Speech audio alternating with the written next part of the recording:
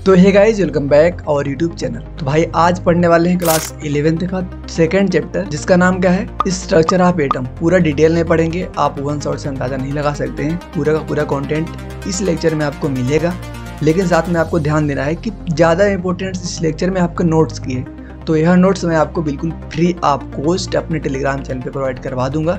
मेरे Telegram channel की link जो है वह पड़ी हुई है आपके डिस्क्रिप्शन बॉक्स में, वहाँ जाओ, ज्वाइन करो, मैं नोट्स वहाँ पे अपलोड कर दूंगा। तो चलिए स्टार्ट करते हैं। स्ट्रक्चर ऑफ एटम पूरी एनसीईआरटी देखो कवर है। मेरा मानो कि पेपर आपका डायरेक्टली या इनडायरेक्टली सीधे आपकी एनसीईआरटी से आता है, तो मेरा पढ़ाने का जो प्रिफरेंस होगा पूरी एनसीईआरटी को पढ़ के रहेगा। तो एनसीईआरटी में इंट्रोडक्शन वाला पार्ट जो होता है टीचर लोग छोड़ देते हैं, लेकिन मैं नहीं छोड़ूंगा। क्या पता है एग्जामिनर का माइंड फिरे और यहाँ से क्वेश्चन बना दे हो। तो सबसे पहले एक साइंटिस्ट थे, इनका नाम का क्या था, डेमोक्राइटस। भाई अपना अलग अलग प्रोनाउंसिएट कर लेना आप लोग। तो इनका नाम था डेमोक्राइटस। 460 बीसी में सबसे पहले इन्होंने एक थ्योरी दी थी, ठीक है ना, बहुत पहले की बात है। 460 बीसी एक थ्योरी दी थी। उस थ्योरी में उन्होंने बोला था कि matter was made up of small pieces. Matter को इन्होंने बोला था कि मैटर जो होता है वो छोटे छोटे टुकड़ों से मिलके बना होता है। इनकी बात खत्म, यहाँ पे बोले और यहीं पे ख़त्म भी हो गए। दूसरे साइंटिस्ट है, नाम क्या है, ल्यूसिपस। इन्होंने क्या बताया था, यही ऐसे साइंटिस्ट हैं, देखो ध्यान देना कि ल्यूसिपस एक ऐसे साइंटिस्ट हैं जिन्होंने सबसे पहले यूज किया था टर्म एटम। एटम टर्म देने वाले साइंटिस्ट का नाम अगर आपसे पूछे, कभी एमसीक्यू क्वेश्चन में पूछ सकता है कि एटम टर्म किसने दिया था, उसको दिए थे ल्यूसिपस ने, जिसका मतलब होता है ना इंडिविजुअल। क्या मतलब होता है, ग्रीक लैंग्वेज में इसका मतलब होता है इंडिविजुअल, मतलब कि भाई अकेला, ठीक है ना। तो इन दोनों लोगों के बारे में क्लियर। डेमोक्राइटस ने बोला था कि मैटर जो होता है वह स्मॉल पीसेस से मिलके बना होता है। ल्यूसिपस ने बोला था सबसे पहले एटम टर्म में दिया था, एटम का मतलब क्या होता है, इंडिविजुअल, ठीक है ना। आगे देखते हैं, मैटर जो होता है, इन्हीं साइंटिस्टों ने बोला था ना कि मैटर जो होते हैं छोटे छोटे पार्टिकल से मिलके बने होते हैं। तो यह आपको पार्टिकल दिख रहे हैं जिससे मिलके मैटर बने होते हैं। अब देखो हम बात करेंगे स्ट्रक्चर ऑफ एटम के बारे में। भैया देखो यहाँ पे लिखा है कि the existence of atom has been proposed since the time of early Indian and Greek philosopher 400 BC. मतलब बहुत पहले की बात है ना, बहुत पहले की बात है, जब एटम के बारे में लोग बहस कर रहे थे।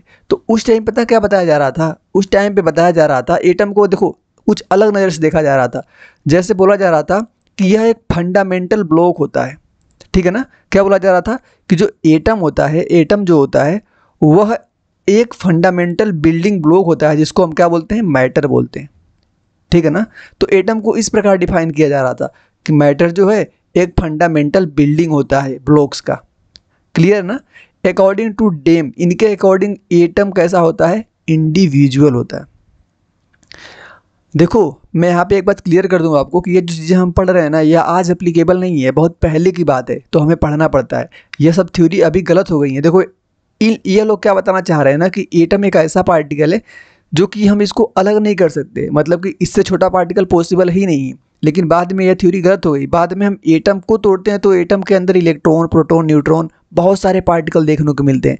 तो यही सब तो इसका, इस वाले जो लोग, ये लोग जो देख गए हैं, यही सब चीज़ तो इसको अनप्रूव किया था। द वर्ड एटम, एटम जो वर्ड होता है has been derived from the Greek word टेमियो। क्या नाम है, एटेमियो, जिसका मतलब होता है क्या, अनकटेबल, अनकटेबल या तो नॉट डिवाइजिबल। देखो कितना ज़बरदस्त जो मैंने बोला भाई ना, वही बात यहाँ पे समझा दी कि एटम का मतलब यह लोग क्या समझा रहे थे कि इसका डिवीजन आगे पॉसिबल ही नहीं है, ठीक है ना, नॉन डिविजिबल, इसका डिवीजन आगे पॉसिबल ही नहीं है। लेकिन भैया ऐसा नहीं है, अभी आगे हम देखेंगे। अब देखो एक हमारे साइंटिस्ट आते हैं, इंपॉर्टेंट लगाना इनको, इस पार्ट को लगाना है इंपॉर्टेंट। साइंटिस्ट का नाम क्या है, डाल्टन, ठीक। इन्होंने एक थ्योरी दी थी, किसके लिए, एटम के लिए थ्योरी दी थी। पूरा ध्यान समझना, आपके एग्जाम में यह क्वेश्चन, यहाँ से क्वेश्चन आने की पॉसिबिलिटी एकदम बनी होती है, ठीक है ना। पीछे जो पढ़े वो तो मान लो बेसिक हो गया, लेकिन यह पार्ट ध्यान से देखना कि डाल्टन एटॉमिक थ्योरी क्या बोलती है। इनके कुछ पोस्टुलेट हैं भाई, सारे पोस्टुलेट को ध्यान से देखना। पहला क्या बोले ना कि ऑल मैटर, जितने भी मैटर होते हैं। अच्छा किसी को ऐसा तो नहीं लग रहा है कि भैया पहले मैटर समझाओ, मैटर क्या होता है। देखो मैटर हम हर ऐसी चीज़ को बोल सकते हैं। जैसे मैं अभी वीडियो बना रहा हूँ तो मैं लिख रहा हूँ जिससे मेरा पेन है, ठीक। अगर मैं पेन को नीचे रख दूँ, विजुअल करना है इसको, पेन को मैं नीचे रख दूं तो भाई कुछ इसका मास होगा मेरी पेन का, ठीक, कुछ इसका मास है और कुछ जगह को घेर रहा है, तो हम बोल सकते हैं ना जो स्पेस को ऑक्युपाई करता है और इसका मास होता है, और हम उसको अपने सेंसेस ऑर्गन हमारे जो होते हैं उनसे हम उसको फील कर सके, वही मैटर होता है। आपके आसपास जो चीज़ें भी दिखाई दे रही हैं सारी मैटर। तो वही बोल रहे हैं ना, देखो डाल्टन का पहला पास्टुलेट क्या बोलता है कि all matter is made up of very tiny particle, बहुत छोटे छोटे टुकड़ों से मिलकर बने होते हैं। दीज पार्टिकल को एटम बोला था डाल्टन ने। छोटे छोटे जो पार्टिकल होते हैं मैटर के उन्हीं को ही एटम बोला था। और इन्होंने जो अपनी गलती की ना, जो इनको सज़ा भुगतनी पड़ी वह थी कि atom can not be divided further. क्या बोला इन्होंने कि एटम डिवाइड नहीं कर सकते आगे, यह इनकी थ्योरी का ड्रॉबैक है, ध्यान देना इस पॉइंट को, ठीक। Atom can be neither create nor be destroy in a chemical reaction, यह तो सही स्टेटमेंट है। एटम को ना ही हम बना सकते हैं और ना उसको नष्ट कर सकते हैं किसी भी केमिकल रिएक्शन के अंदर। नेक्स्ट पॉइंट देखो, all atom of an element, element के अंदर जितने भी एटम होते हैं आइडेंटिकल इन ऑल एस्पेक्ट। एक एटम है तो उस एटम के पास जितने भी एलिमेंट होंगे आइडेंटिकली, मतलब कैसे होंगे, सब एक्सपेक्ट में, हर तरह से वो कैसे होंगे, आइडेंटिकल होंगे। जैसे उसका मास आइडेंटिकल होगा, केमिकल प्रॉपर्टी उसकी क्या होगी, आइडेंटिकल होगी। एटम ऑफ डिफरेंट एलिमेंट, अगर एलिमेंट ही डिफरेंट है तो भाई उसका मास अलग होगा, उसका केमिकल प्रॉपर्टी अलग होगी, ठीक। नेक्स्ट पॉइंट ये भी क्लियर साथ में। एटम ऑफ डिफरेंट एलिमेंट, अगर अलग अलग एटम को मिला के एक होल नंबर अगर मैं बनाऊं, ध्यान सुनना क्या बोला है, atom of different elements combine the small whole number ratio, तो क्या बन देते हैं, कंपाउंड। तो यहाँ पे कंपाउंड को हमको कंपाउंड की यहाँ पे डिफिनीशन ही बता दिया गया। अगर हम अलग अलग एटम को मिलाएंगे, एटम ऑफ अलग अलग एलिमेंट को कंबाइन करेंगे तो वहाँ से जो हमको बनता है उसी को क्या बोलते हैं, कंपाउंड बोलते हैं। इन गिवन कंपाउंड, जो कंपाउंड अगर हमें गिवन है, ठीक, तो the relative number and type of atom are constant. यह वाला पॉइंट थोड़ा सा ध्यान समझना। कोई अगर हमें कंपाउंड दिया गया है, ठीक, तो उसका रिलेटिव नंबर और उसका टाइप एटम का कैसा होगा, कांस्टेंट होगा। जैसे कोई कंपाउंड ले लो भाई, कोई सा कंपाउंड ले लो और उसका जो नंबर रिलेटिव, मतलब कि H2O, ठीक, H2O, तो H2 और O, दो H और एक O, और उसका मास का टाइप, ठीक है ना, तो वह सब कैसे होंगे, आपके कांस्टेंट होंगे। तो यहाँ पे इस स्लाइड पे डाल्टन के एटॉमिक थ्योरी के सारे पॉइंट हमने क्लियर किया। कहो दोबारा जल्दी जल्दी बता दें। पहला क्या है, ऑल मैटर जो होते हैं टीनी पार्टिकल से मिलकर बने होते हैं, जिसको इन्होंने एटम बोला था। और एटम को हम आगे डिवाइड नहीं कर सकते हैं, कैसे होते हैं, इंडिविजुअल होते हैं। Atom can neither create not destroy, इसको ना हम क्रिएट कर सकते ना डिस्ट्रॉय कर सकते किसी भी केमिकल रिएक्शन के अंदर। ऑल एटम या एलिमेंट्स इंक्लूडिंग, अगर उसका क्या है, आइडेंटिकल है। कैसे, अगर आइडेंटिकल हैं तो हर एक्सपेक्ट में आइडेंटिकल होंगे, जैसे उनका मास, उनकी केमिकल प्रॉपर्टी। अगर डिफरेंट है, अगर वो डिफरेंट है तो उसका मास और केमिकल प्रॉपर्टी भी कैसी होगी, डिफरेंट होगी। एटम आप अलग अलग एलिमेंट को अगर हम मिलाते हैं तो वहाँ से हमको क्या बनता है, कंपाउंड बनता है। इन गिवन कंपाउंड, कोई कंपाउंड अगर गिवन है तो उनका रिलेटिव मास और रिलेटिव नंबर और रिलेटिव एटम उसका कैसा होगा, कांस्टेंट होगा। कोई दिक्कत है यहाँ तक, कोई दिक्कत नहीं हो जाएगा भाई। मैं हर एक पॉइंट को, हर एक वर्ड को आपको ध्यान समझा रहा हूँ। और पहली बात तो एनसीईआरटी की आपकी लाइन है, तो आपकी एनसीईआरटी भी यहाँ पे रीडिंग होती हुई जा रही है, कोई क्वेश्चन नहीं छूटेगा। अब देखो डाल्टन एटॉमिक थ्योरी अभी आगे पढ़ते हैं, वही चल रही है, वही थ्योरी। अभी तो हमने पॉइंट, उनके पोस्टुलेट को समझा, लेकिन इन्होंने एक्चुअली बोला क्या था उसको समझते हैं, ठीक है ना। कि the atomic theory of matter was first proposed. John Dalton एक ऐसे साइंटिस्ट हैं जिन्होंने सबसे पहली मैटर के आसपास कोई थ्योरी दिया था। क्वेश्चन अगर आपसे पूछ दे कोई कि उन साइंटिस्ट का नाम बताओ ना जिन्होंने सबसे पहले थ्योरी दिया था, किसके बारे में, एटम के बारे में, तो वो साइंटिस्ट का नाम क्या है भैया, वो है आपके जॉन डाल्टन। ये थे क्या, एक ब्रिटिश स्कूल के टीचर थे। कब, 1808 ईस्वी में। डाल्टन्स का atomic theory was able to explain the, इन्होंने क्या क्या एक्सप्लेन किया था, law of conservation of mass. मतलब कि law of conservation of mass पहले बताता क्या भैया, इसको समझ लो।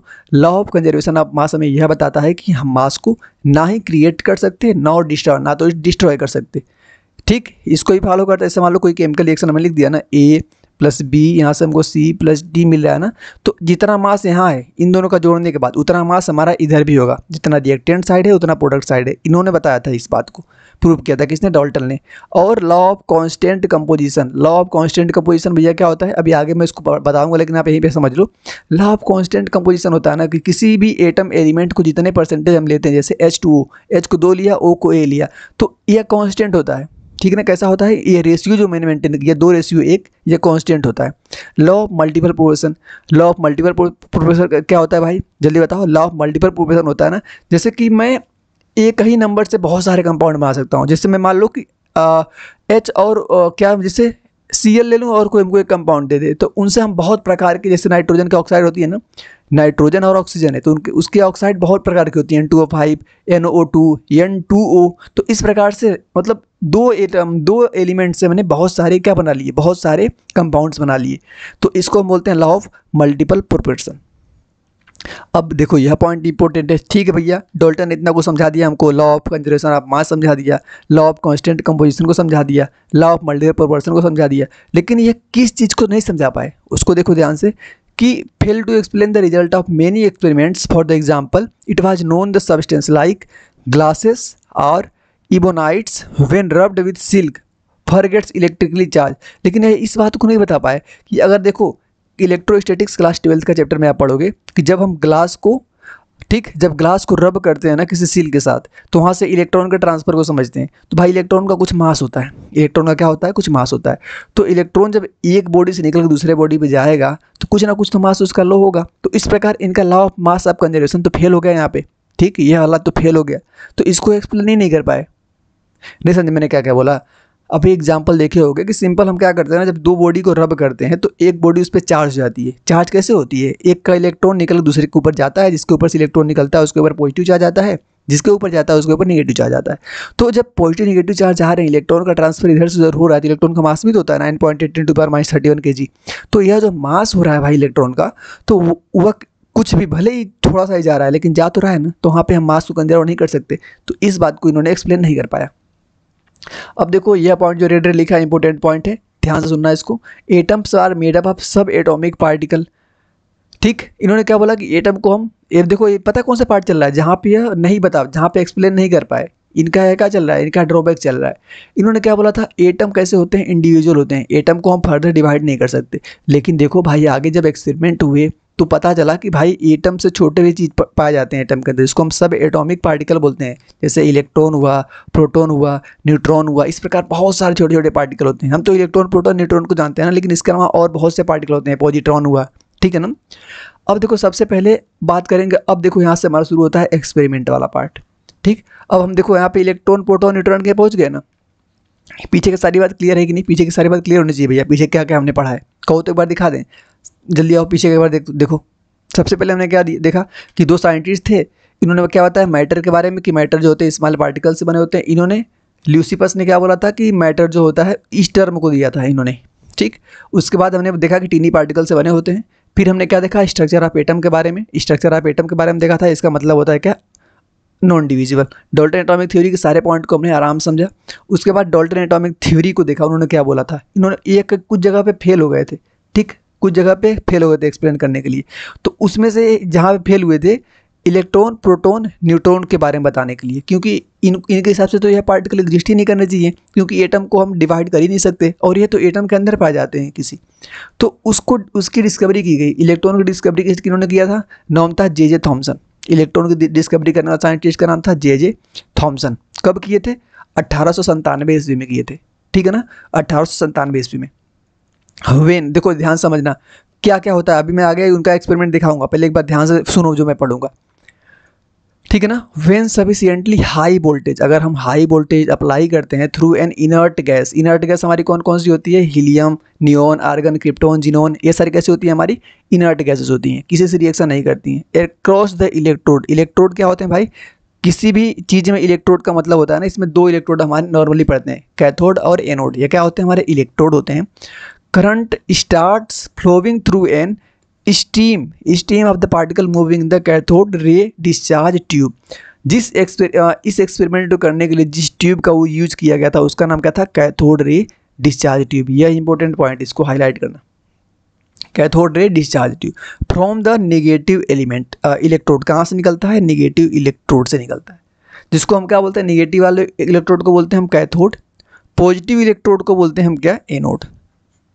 दीज वर कॉल्ड, इसको क्या बोलते हैं, इस एक्सपेरिमेंट को क्या बोलते हैं, मतलब इस जो हमको यहाँ से रे निकलती हुई दिखाई दे रही है उसको क्या बोलते हैं, कैथोड रे बोलते हैं। क्या बोलते हैं, कैथोड रे बोलते हैं। और यही कैथोड रे के बाद में क्या बोला गया कि भाई ये इलेक्ट्रॉन है।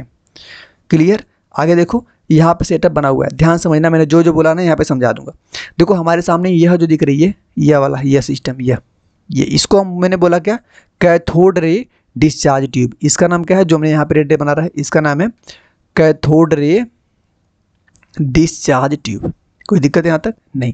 तो कैथोड रे डिस्चार्ज ट्यूब के अंदर वाला जो पार्ट दिख रहा है ना, यहाँ पे हम इनर्ट गैस को भरते हैं। कौन इनर्ट गैस में क्या क्या हमने बोला, यहाँ पे हीलियम भर दो, आर्गन भर दो, क्रिप्टन भर दो, जिनोन भर दो, इसके अंदर हम भर देते हैं। अब इसको मैंने बहुत हाई वोल्टेज से कनेक्ट किया। अब देखो यहाँ 2 इलेक्ट्रोड दिख रहे हैं, इलेक्ट्रोड, ठीक। इसमें से एक क्या होगा, कैथोड होगा, एक इलेक्ट्रोड होगा। तुम्हें नहीं पता कौन सा क्या है, अभी देखना ध्यान से। इसमें हमने इस वाले पार्ट को पॉजिटिव से जोड़ा, मतलब इधर वाले को, और इधर वाले को हमने नेगेटिव से जोड़ा। तो हमारा जो पॉजिटिव वाला पार्ट यहाँ से जुड़ा है, तो यह वाला पार्ट कैसा हुआ, पॉजिटिव, यह कैसा हुआ हमारा नेगेटिव, ठीक। अब जो इलेक्ट्रिक फील्ड होती है हमारी, इलेक्ट्रिक फील्ड कहाँ से होती है, पॉजिटिव से माइनस, मतलब प्लस से निकलती है, माइनस के पास जाती है। लेकिन यहाँ से जिधर प्रोटॉन जाता है ना, करंट का दिशा उधर करंट वरंट हमें नहीं देखना, बस ध्यान से देखते जाओ। उसके बाद देखो यहाँ से निगेटिव वाले पार्ट यहाँ से निकल रही है, यहाँ से क्या एक रे निकलती हुई दिखाई देंगी, यहाँ से एक रे निकलती हुई रेड करके दिखाई दे रही है, जिनको हम बोलते हैं कैथोड रे। क्या बोलते हैं, कैथोड रे। यही कैथोड रे के ऊपर तक कौन चार्ज दिखाई दे रहा है, माइनस चार्ज। तो यह माइनस चार्ज को हम क्या बोलते हैं, इस माइनस चार्ज को हम बोलते हैं इलेक्ट्रॉन।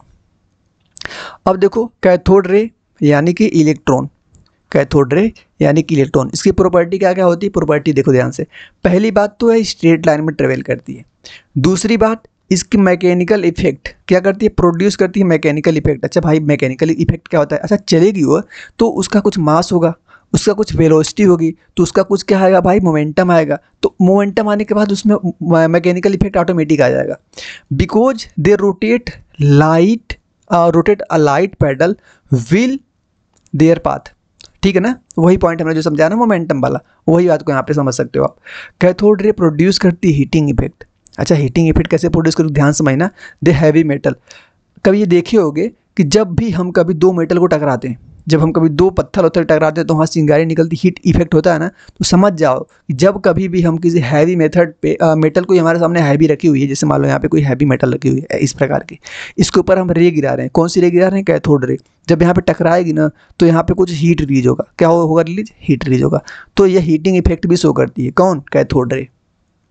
कैथोड रे एक चीज और भाई क्या करती है, प्रोड्यूस फ्लोरोसेंट इफेक्ट। अब फ्लोरोसेंट इफेक्ट क्या होता है, ध्यान समझना। फ्लोरोसेंट इफेक्ट मतलब होता है ना कि फ्लोरोसेंट अगर when the excited molecule or atom relax to lower energy states through. अच्छा देखो इसका मतलब ये होता है ना कि जैसे मान लो कि हमारा यह न्यूक्लियस है, यहाँ पे इलेक्ट्रॉन लगे हुए हैं, तो जब कभी कोई इलेक्ट्रॉन लो एनर्जी से निकल के, यहाँ के हाई एनर्जी यहाँ से निकल के यहाँ पे आएगा, लो एनर्जी में आएगा, तो उस समय पे क्या होती है, यहाँ पे कुछ रे इमिट करती है। क्या करती है, बस यहाँ पे सिंपल समझना ना कि यहाँ पे इमिशन होता है, कुछ ना कुछ यहाँ पे रिलीज होती है। इसका मतलब इनडायरेक्टली यही है, ठीक है ना। तो इसका एक और नाम जान सकते हो, फ्लोरोसेंट को हम फोटो फ्लोरोसेंस भी बोलते हैं। फोटो वर्ड जहाँ पे आ गया भाई, वहाँ पे लाइट का मतलब काम है। आगे देखो प्रॉपर्टी, आप कैथोड रे की प्रॉपर्टी अभी आगे चली रही है। 6 पॉइंट। कैथोड रे जो होती है वो डिफ्लेक्ट होती है किधर, पॉजिटिव टर्मिनल की ओर। तो भाई ऑब्वियस है कि इधर निगेटिव से निगेटिव वाला पार्ट निकला है तो पॉजिटिव वाले के पास जाएगा, ठीक। इलेक्ट्रिक फील्ड में कैथोड रे जो होती है डिफ्लेक्ट करती है toward the direction determined by the Fleming left hand rule. अच्छा फ्लेमिंग लेफ्ट हैंड रूल क्या था, जल्दी बताओ। फ्लेमिंग का लेफ्ट हैंड रूल यही था कि जिधर भी हम अपने चारों फिंगर को रोटेट करेंगे और थंब हमारा क्या बताता था, मैग्नेटिक फील्ड बताता था। सेम वैसे इलेक्ट्रिक फील्ड को भी हम पढ़े थे, तो वह फ्लेमिंग रूल जब आप पढ़ोगे तो वहाँ पे आपको समझ आ जाएगा। इतना रूल आपको नहीं देखना था भाई, लेकिन मैं पूरा एनसीईआरटी को हर एक लाइन बता रहा हूँ ना, तो आपको समझाना मुझे पड़ेगा। अब देखो कैथोड रे की अगर बात करें तो चार्ज उस पर कौन सा होता है, नेगेटिव चार्ज होता है। कैथोड रे जो होती है कैन आयनाइज्ड गैस, यह क्या करती है, गैस को आयोनाइज्ड कर देती है। समझ रहे हो इसका मतलब, जैसे हमने ट्यूब के अंदर बहुत सारी इनर्ट गैसेस रखी थी ना, तो उन गैसेस के पास से जब यहाँ से गुजरती है ना ये कैथोड रे, तो उसको भी क्या कर देती है, चार्ज कर देती है। नेक्स्ट पॉइंट देखो यहाँ पे, कैथोड रे के पास क्या होती है, प्रोड्यूस करती है एक्सरे को। Cathode ray do not depends upon the nature of the gases and material. In point को आपको सीधे भाई ध्यान देना है। ऑटोमेटिक से आप लोगों के बीच में आता हूँ। जब वीडियो देखते देखते यहाँ तक आ गए हो ना, तो मुझे पूरा उम्मीद है कि आपको चीज़ें समझ आ रही हैं। चीज़ें समझ आ रही हूँ तो मैं आपको याद दिला दूँ भाई, और भी चैप्टर हैं, तो हमें ऐसा क्यों ना करें कि हम मिल के साथ चलें। तो उसके लिए आप मेरे से जुड़ो। जुड़ने के लिए क्या करो, चैनल को सब्सक्राइब करो, ताकि जितने भी नोटिफिकेशन आपको आएंगी नई नई, सब मैं आपको प्रोवाइड करता रहूँगा। ठीक, कोई आपके सीबीएसई बोर्ड से रिलेटेड कोई जानकारी आएगी, मैं बीच में उसको ही प्रोवाइड करता रहूँगा। तो चैनल को सब्सक्राइब कर दीजिए, और हाँ, याद दिला लाइक भी कर दो, जिससे क्या होता है ना, लाइक से फ़ायदा नहीं अपना होता है कुछ, बस ये होता है कि और लोगों तक वीडियो यूट्यूब प्रमोट करता है। अब देखो यहाँ पे एक पार्ट आता है चार्ज टू मास रेशियो, जिसको हम E/m रेशियो बोलते हैं। तो यहाँ पे आपको थ्योरी नहीं देखना है, थ्योरी कभी नहीं पूछेंगे। 2-3 चीज़ें मैं बताता हूँ, बस उसको ध्यान देना कि ये एक्सपेरिमेंट जो किया गया था ना, किसने किया था? इस एक्सपेरिमेंट को करने वाले साइंटिस्ट का नाम था जे थॉमसन, जिसको इसी चीज़ के लिए इनको नोबेल प्राइज़ मिला था। ठीक है ना, इसी चीज़ को इनको क्या मिला था? नोबेल प्राइज़ मिला था। प्रोसीजर क्या था, पढ़ लेते हैं। फर्स्ट में है कि in the present experiment a beam of electron is accelerated through a known potential, so the velocity of the electron is known. यहाँ से हम इलेक्ट्रॉन की वेलोसिटी निकाल सकते हैं easily. A pair of Helmholtz on coil produce a uniform and the measurable magnetic field at right angle to the electron beam. Magnetic field deflect करती है and electron beam in the circular. यह जो part दिख रहा हूँ ना, इसको आपको क्लास 12th में समझना है, टेंशन मत लेना। यहाँ पे बस आपको बस देखना है, मैंने पहले ही बोला ना, यहाँ से क्वेश्चन नहीं आएगा। यह पार्ट थोड़ा सा आपका कॉम्पिटिटिव एग्जाम तरफ जा रहा है, आप बोर्ड के स्टूडेंट हो, तो आपसे इतनी कठिन क्वेश्चन नहीं पूछा जाएगा। आपसे बस यही पूछ सकते हैं कि E/m का प्रोसीजर नहीं पूछेंगे आपसे, ठीक है ना। अब देख लो इसमें कैसे किया गया था एक्सपेरिमेंट, एक बार देखो कैसे किया गया था। यह दिख रही है आपको कैथोड, ठीक, यह दिख रही है आपको एनोड। यहाँ से आपको देखो रे निकल रही। अब इसको जब हम यहाँ से क्या निकल रही है, आपकी रे निकल रही है। यह देखो एक मैग्नेटिक फील्ड में रखा गया है, यह नॉर्थ पोल है या साउथ पोल है। नॉर्थ पोल से मैग्नेटिक फील्ड निकलती है, साउथ पोल में आगे खत्म होती है। नॉर्थ पोल से निकलती है, साउथ पोल में आगे खत्म होती है। यह देखो ऊपर यहाँ पे पॉजिटिव वाला पार्ट लगाया गया है, ऊपर क्या लगाया गया है? पॉजिटिव वाला पार्ट लगाया गया है, और नीचे क्या लगाया गया? निगेटिव वाला पार्ट लगाया गया है। तो जब हम यहाँ से कैथोड रे को यहाँ से गुजार रहे थे ना, यहाँ से हमने गुजारना स्टार्ट किया, तो जो कैथोड रे थी वह कहाँ पे जा रही थी? वो जा रही थी ऊपर। ये वाला पॉइंट यहाँ पे जो है ना, वो क्या इसको बता रहा है? कैथोड रे को बता रहा है। क्यों? क्योंकि भाई कैथोड रे जो होती है हमारी निगेटिव चार्ज होती है, तो पॉजिटिव मतलब ऊपर की तरफ अट्रैक्ट होगी, और नीचे क्या होगी हमारी? यह चीज होगी हमारी एनोड रे, मतलब कि यह क्या थी? हमारी प्रोटॉन थी। यह कैथोड को मैंने क्या बोला है? इलेक्ट्रॉन। और बीच में कुछ ऐसे जो डिफ्लेक्ट सीधे निकल जा रही थी, यह हमारा न्यूट्रॉन था, मतलब जिसके ऊपर कोई चार्ज नहीं होता है। कोई दिक्कत यहाँ तक नहीं।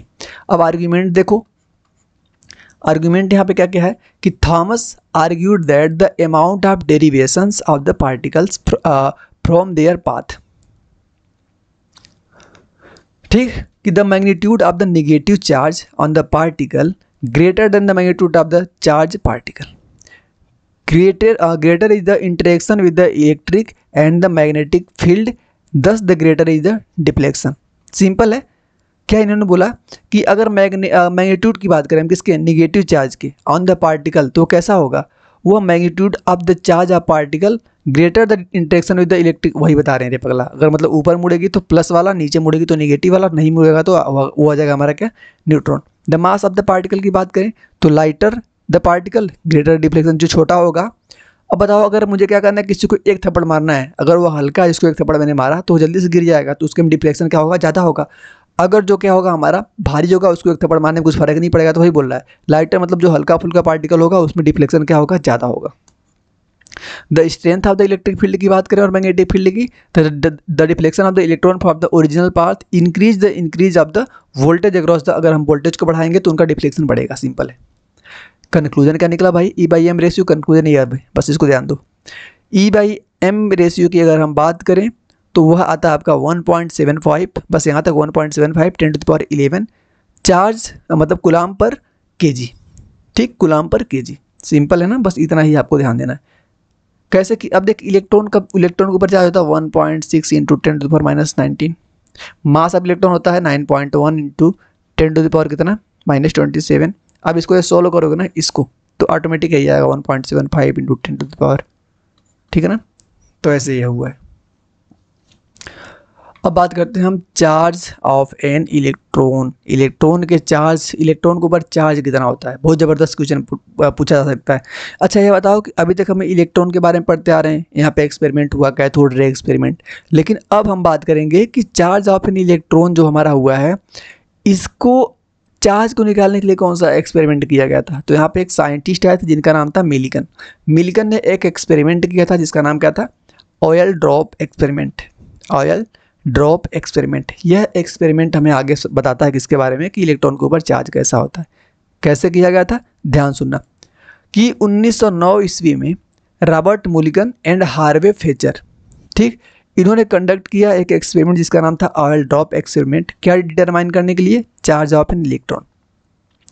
दे suspended tiny charge droplets of oil between the two metal, जो कि बैलेंसिंग कर रहे थे डाउनवर्ड ग्रेविटेशनल फोर्स को, अपवर्ड किसको कर रहे थे, इलेक्ट्रिक फोर्स को। मतलब नीचे ग्रेविटेशनल फोर्स, ऊपर इलेक्ट्रिक फोर्स, इलेक्ट्रिक और ग्रेविटेशनल, यह क्या कर रहे थे, आपस में एक दूसरे को बैलेंस कर रहे थे। कि the density of the oil, oil की जो डेंसिटी थी वो जानते थे। So Millikan and Fletcher could determine the droplets mass of their observe, फिर ड्रॉप गिरा गिरा के उसको ऑब्जर्व कर रहे थे, उसके मास को। Using the non electric field and the value of gravity and mass, Millikan and Fletcher determine the charge on the oil droplets in the mechanical equilibrium. अब मैकेनिकल इक्विलिब्रियम मतलब कि क्या, कि ऊपर इलेक्ट्रिक फील्ड, इलेक्ट्रिक वाला जो force लग रहा है, नीचे ग्रेविटेशनल वाला फोर्स जो लग रहा है, इसको क्या कर रहे थे, बराबर कर रहे थे। जैसे थोड़ा सा कम ज़्यादा हो रहा था तो वहाँ से उनको पता चल जा रहा था कि कितना इसके ऊपर चार्ज आ रहा है, कितना चार्ज जा रहा है। उसके बाद इन्होंने क्या किया, कैलकुलेट किया दिस वैल्यू को। जैसे 1.59 आया था तो यहाँ से इसको हटाएंगे तो 1.6 हो जाएगा, 10⁻90। देखो इतना इन्होंने क्या किया था, कैलकुलेट किया था। अप्रोक्स में हम कितना लिखते हैं, कितना, अगर ये माइनस आगे लगाता है तो लगा दें, क्योंकि इलेक्ट्रॉन की बात करें, इलेक्ट्रॉन को माइनस चार्ज होता है, हमें पहले पता चल गया था उनके एक्सपेरिमेंट से पीछे वाले। तो कितना था, 1.6 × 10⁻19 कूलम। किसने प्रूव किया था, मिलिगन ने प्रूव किया था। किस एक्सपेरिमेंट से, ऑयल ड्रॉपलेट एक्सपेरिमेंट से। मैंने देखो हर बात समझा दिया है, लेकिन मेन इंपॉर्टेंट ध्यान देना आपको यही है, ठीक है ना। देखो कैसे हुआ था, ये ऐसे हुआ था। यहाँ से देखो सोर्स, एक्सरे सोर्स लिए थे। ऊपर देखो यहाँ पे जो पॉजिटिव वाला पार्ट है, नीचे क्या है, नेगेटिव वाला पार्ट है। ऊपर देखो क्या है, यहाँ पे क्या कर रहे थे, ऑयल का स्प्रे कर रहे थे, ठीक ना, ऑयल का स्प्रे कर रहे थे। और यहाँ पे बहुत सारे पार्टिकल रखे गए हैं। ऊपर यह जो हमको दिख रही है ना, यह वाला प्लेट, यह क्या है, इलेक्ट्रिकली चार्ज प्लेट है।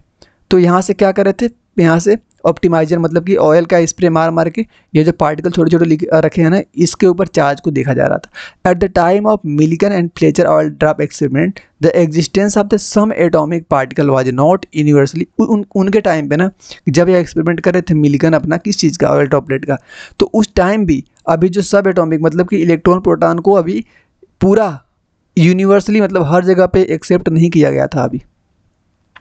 George fit Gerald and Walter Kauffman found similar result. फिर उसके बाद दो साइंटिस्ट और आए, ये भैया और ये भैया, इन्होंने भी सेम रिजल्ट को किया और सेम एक्सपेरिमेंट को किया और सेम रिजल्ट पाया।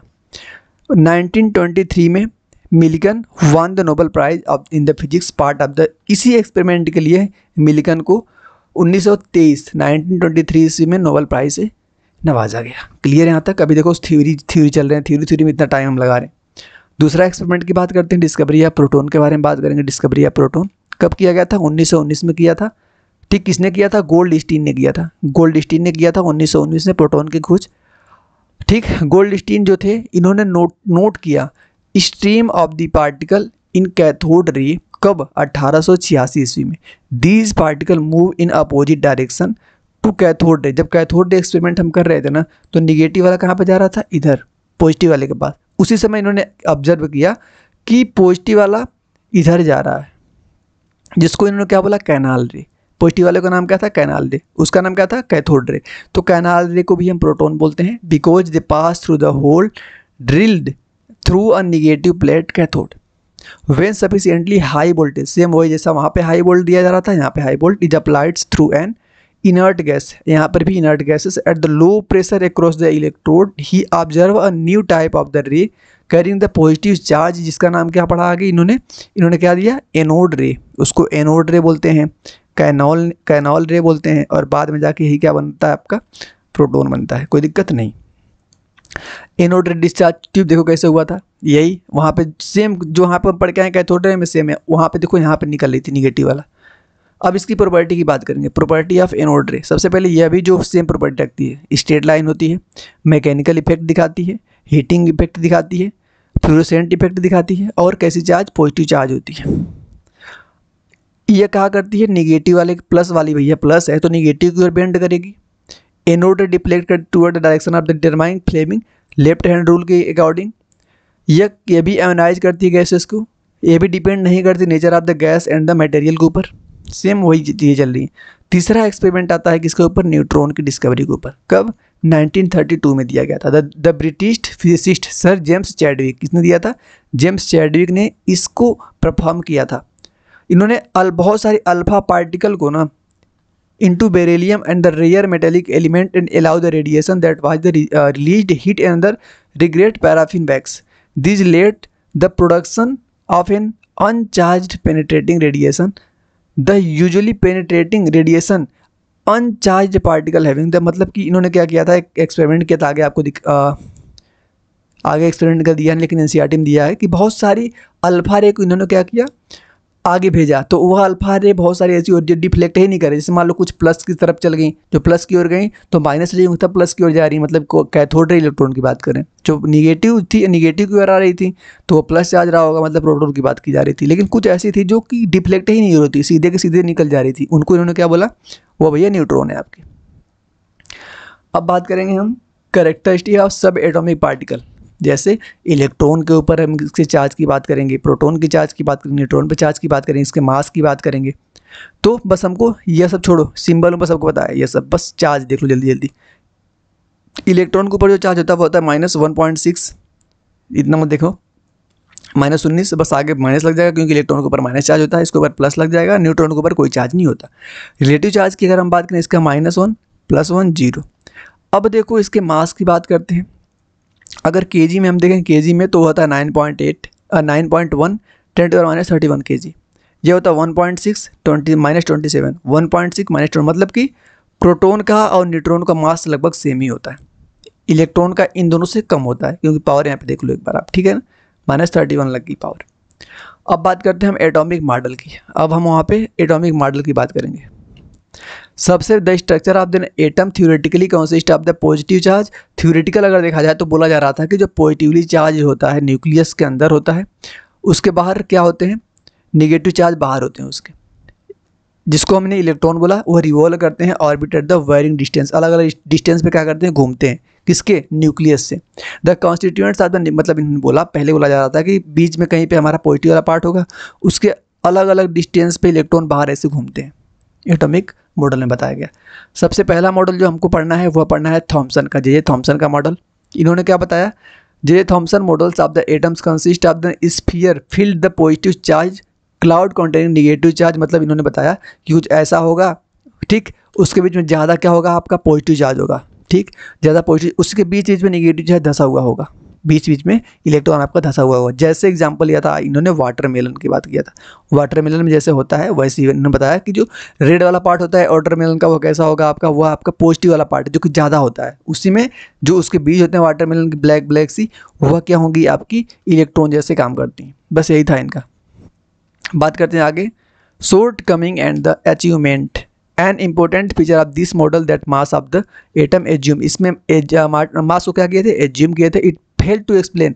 देखो इनका जो था, किनको हम पढ़ रहे हैं, थॉमसन का, तो यह फेल रह गए अपने, मतलब यह किस चीज़ में फेल रहे, स्टेबिलिटी, एटम की स्टेबिलिटी को इन्होंने डिफाइन नहीं कर पाया, ठीक। स्कैटरिंग ऑफ अल्फा पार्टिकल को भी यह क्या कर पाया, एक्सप्लेन ही नहीं कर पाए, फेल हो गए। थॉमसन का जो मॉडल था, यह एग्जिस्टेंस ऑफ न्यूक्लियस के बारे में बता ही नहीं पाए कि न्यूक्लियस नाम की भी चीज़ होती है कुछ, और कोई एक्सपेरिमेंटल एविडेंस नहीं दिए, बस मुंह से बोल दिए हो गया। तो इस प्रकार ये कैसे थे, इन तीनों पॉइंट को नहीं बता पाने की वजह से क्या रहे, फेल रहे। जे थॉमसन को अवार्ड मिला नोबेल प्राइज का 1906 में for the discovery of electron. Electron की डिस्कवरी कर दिए थे, इसलिए इनको अवार्ड मिल गया, ठीक ना। अब बात करते हैं हम क्या, रदरफोर्ड का अल्फा स्कैटरिंग। अच्छा हाँ, रदरफोर्ड का अल्फा स्कैटरिंग से वाली बात क्लियर हो जाएगी क्या, कि जो हमारी न्यूट्रॉन था वो डिफ्लेक्ट नहीं होता है। देखो यहाँ से क्या है, सोर्स कोई है जहाँ से हम अल्फा पार्टिकल को बाहर छोड़ सकते हैं। एक सर्कुलर क्या लिए, स्क्रीन ले लिए, सर्कुलर एक स्क्रीन ले लिए, इसके ऊपर जब यहाँ से लाइट गिरेगी तो चारों दिशाओं में छट्टा, मतलब क्या करेगी, फैलेगी। तो जैसे कुछ यहाँ पे जा रही थी तो कुछ डिफ्लेक्ट हो जा रही थी इधर, कुछ नीचे डिफ्लेक्ट हो जा रही थी, कुछ डिफ्लेक्ट होकर पूरा पूरा इधर ही आ जा रही थी। लेकिन कुछ ऐसी भी थी भाई जिनके ऊपर कोई डिफ्लेक्शन हो ही नहीं रहा था। तो most of the alpha particle undeflected, most of the alpha particle undeflected, और कुछ क्या हो रही थी, डिफ्लेक्ट हो रही थी। तो इससे समझ आ गया भाई बीच में कुछ है जहाँ से लाइट टकराने के बाद अलग हो रही है, तो उसका नाम क्या दिया गया, न्यूक्लियस दिया गया। पढ़ता हूँ मैं, ध्यान समझना। To demonstrated the scattering of the alpha particle of the gold foil, यहाँ पे देखो गोल्ड फॉइल लगा हुआ है कि Ernest Rutherford was the interested is knowing how to the electron are arranging within the atom. In experiments, fast moving alpha particles were made to fall on the thin gold foil. He select a gold foil because he thin layer possible 1000 atom thick around the circular zinc sulphate. यहाँ पे जो यहाँ पे skin लगी हुई है ना, उसके ऊपर ZnS स्किन की मतलब यहाँ पे ZnS लगाया गया है। अल्फा पार्टिकल जो यहाँ पे है जिसको हीलियम आयन इसके ऊपर दिए गए हैं He2 पॉजिटिव हैविंग 4 म्यू, इसका मास क्या है 4 म्यू, मतलब कि AMU, म्यू का मतलब यहाँ पे AMU है। ठीक, उसके अलावा यहाँ तक तो आपको पढ़ना था जितना हमने पढ़ा। इसके अलावा जो पॉइंट हमने बोल दिया आगे, कुछ डिप्लेक्ट हुआ, कुछ 100% हो गया, और क्या हुआ कुछ तो पूरा पूरा डिप्लेक्ट हो गया, और कुछ डिप्लेक्ट ही नहीं हुआ, तो उससे उसका नाम पड़ा। देख लो जैसे यहाँ पे हम यहाँ पे छोड़ रहे हैं क्या अल्फा पार्टिकल हम यहाँ पे छोड़ रहे हैं, तो कुछ तो ऐसी हो रही हैं कि डिफ्लेक्ट ही नहीं हो रही है। देखो ये डिफ्लेक्ट ही नहीं हुई है, यहाँ पे थोड़ा सा डिफ्लेक्शन हुआ, ये भी डिफ्लेक्ट नहीं हुआ, यहाँ पे थोड़ा सा डिफ्लेक्शन हुआ, यहाँ पर देखो बीच में जब गई तो पूरा पूरा डिफ्लेक्शन हो गया। तो यहाँ पे यही समझ आया ना कि बीच में हमारा न्यूक्लियस होता है, उसके आसपास हमारे इलेक्ट्रॉन घूमते हैं, लेकिन जहाँ पे इलेक्ट्रॉन नहीं घूमते हैं वहाँ पे क्या होता है, हमारा पूरा का पूरा डिफ्लेक्शन हो जाता है। कंक्लूजन क्या निकला, ये जो इतना हम पढ़ रहे हैं इसका कंक्लूजन क्या है? इससे कंक्लूजन यही निकला ना कि जो भी हमारा एटम है भैया, एटम के अंदर बहुत सारा जगह जो है कि खाली पड़ा हुआ है।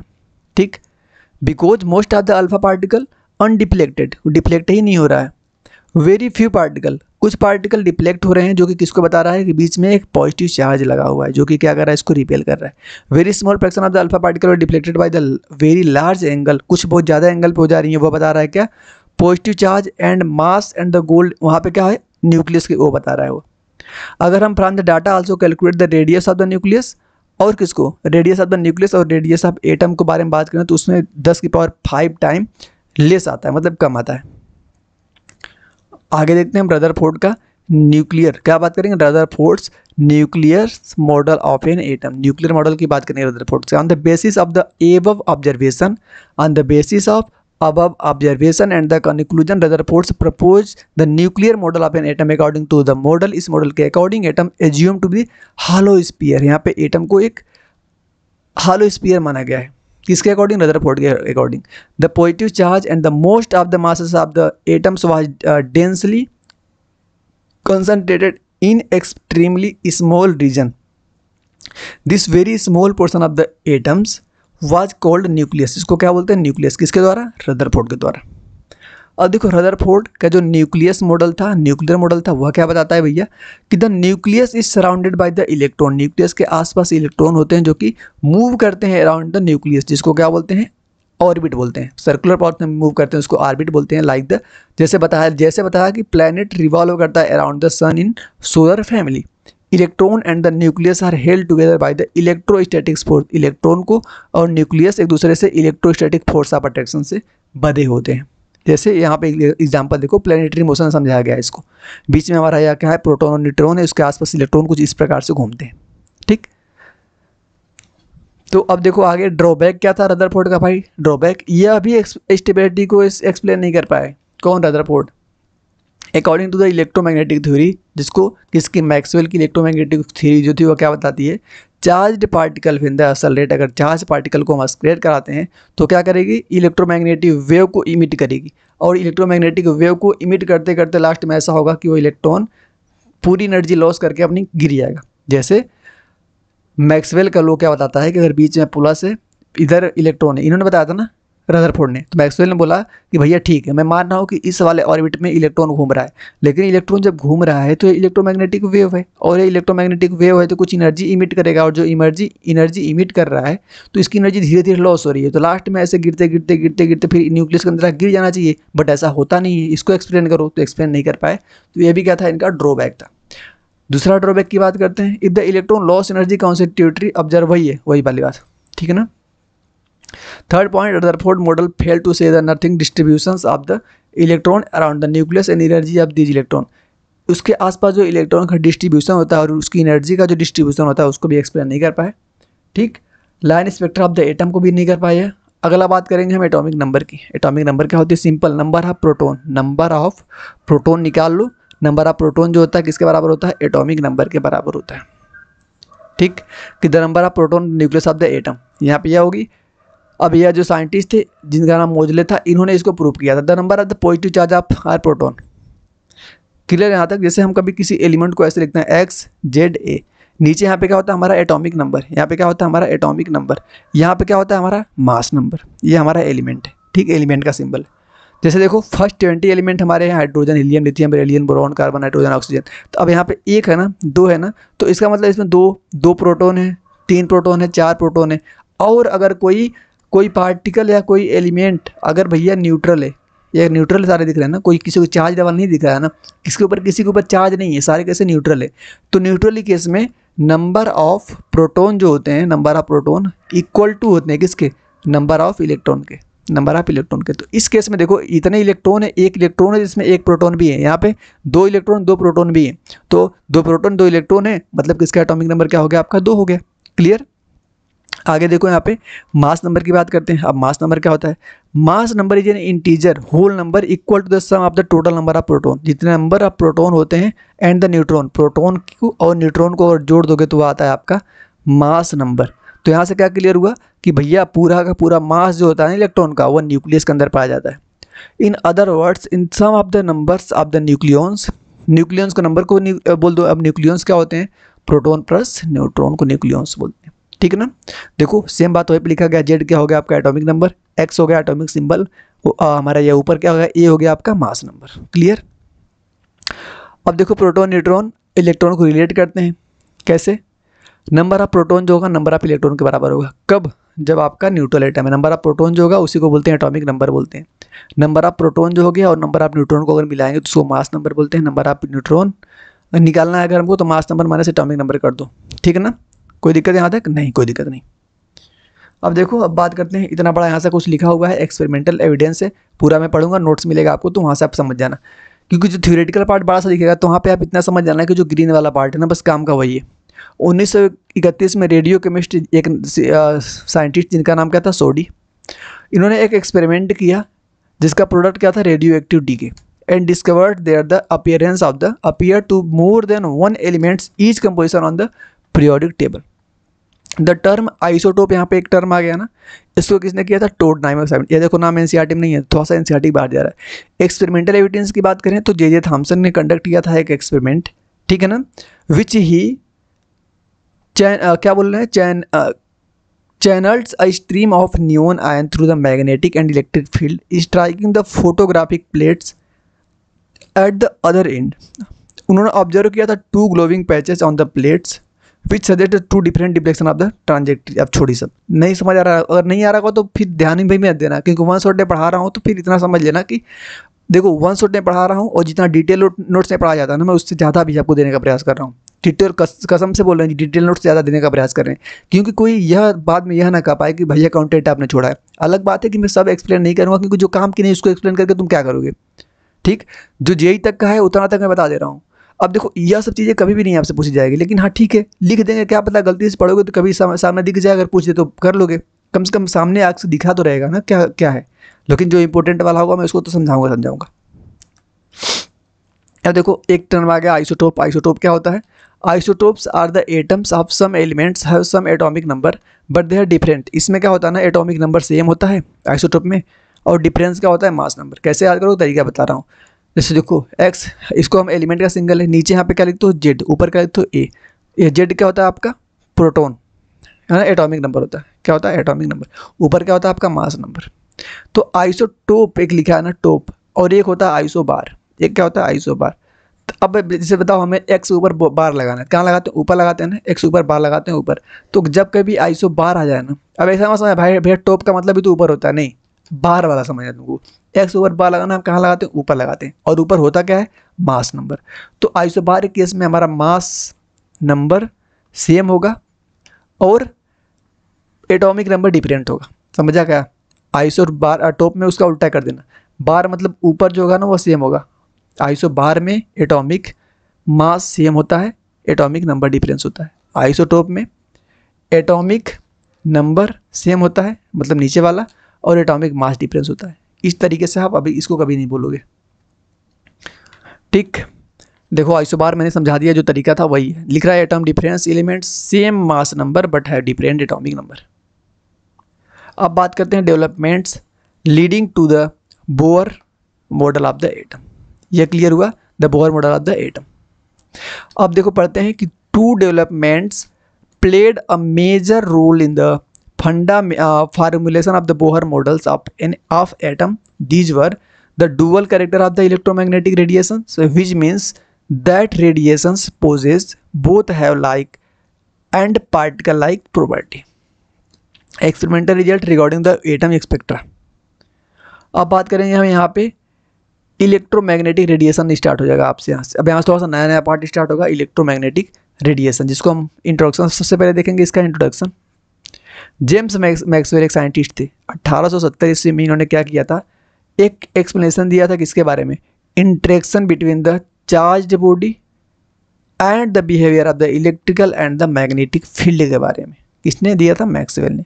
क्या बताया था कि he suggested that when electrically charged particle, जब कभी इलेक्ट्रिकल चार्ज पार्टिकल को हम असलरेट करते हैं, तो जब असलरेट करते हैं तो अल्टरनेटिंग इलेक्ट्रिक एंड मैग्नेटिक दोनों फील्ड प्रोड्यूस करता है। जब हम कभी किसी चार्ज्ड पार्टिकल को, इलेक्ट्रॉन को अगर हम असलरेट करेंगे, ये देंगे, तो यहाँ से दो चीज़ में होगी, इसमें इलेक्ट्रिक फील्ड और मैग्नेटिक फील्ड दोनों जनरेट होगी। किसने बताया था, मैक्सवेल ने बताया था।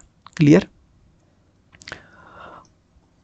Dual nature of the electromagnetic radiation की बात कर रहे हैं। डुअल नेचर मतलब क्या, इलेक्ट्रोमैग्नेटिक रेडिएशन जो होती है फॉर्म ऑफ एनर्जी, एनर्जी का एक रूप होती है, transmit through the space in the form of wave के रूप में क्या करती है, ट्रांसमिट होती है। It can be treated as a discrete packet of energy of particle, जिसको हम फोटोन बोलते हैं। क्या बोलते हैं, फोटोन, या तो उसको क्वांटा भी बोलते हैं। Light is the form of radiations known from the early day that is wide suppose to made of particle, ठीक, जिसको हम क्या बोलते हैं, किसने दिया था, न्यूटन नामक साइंटिस्ट ने दिया था।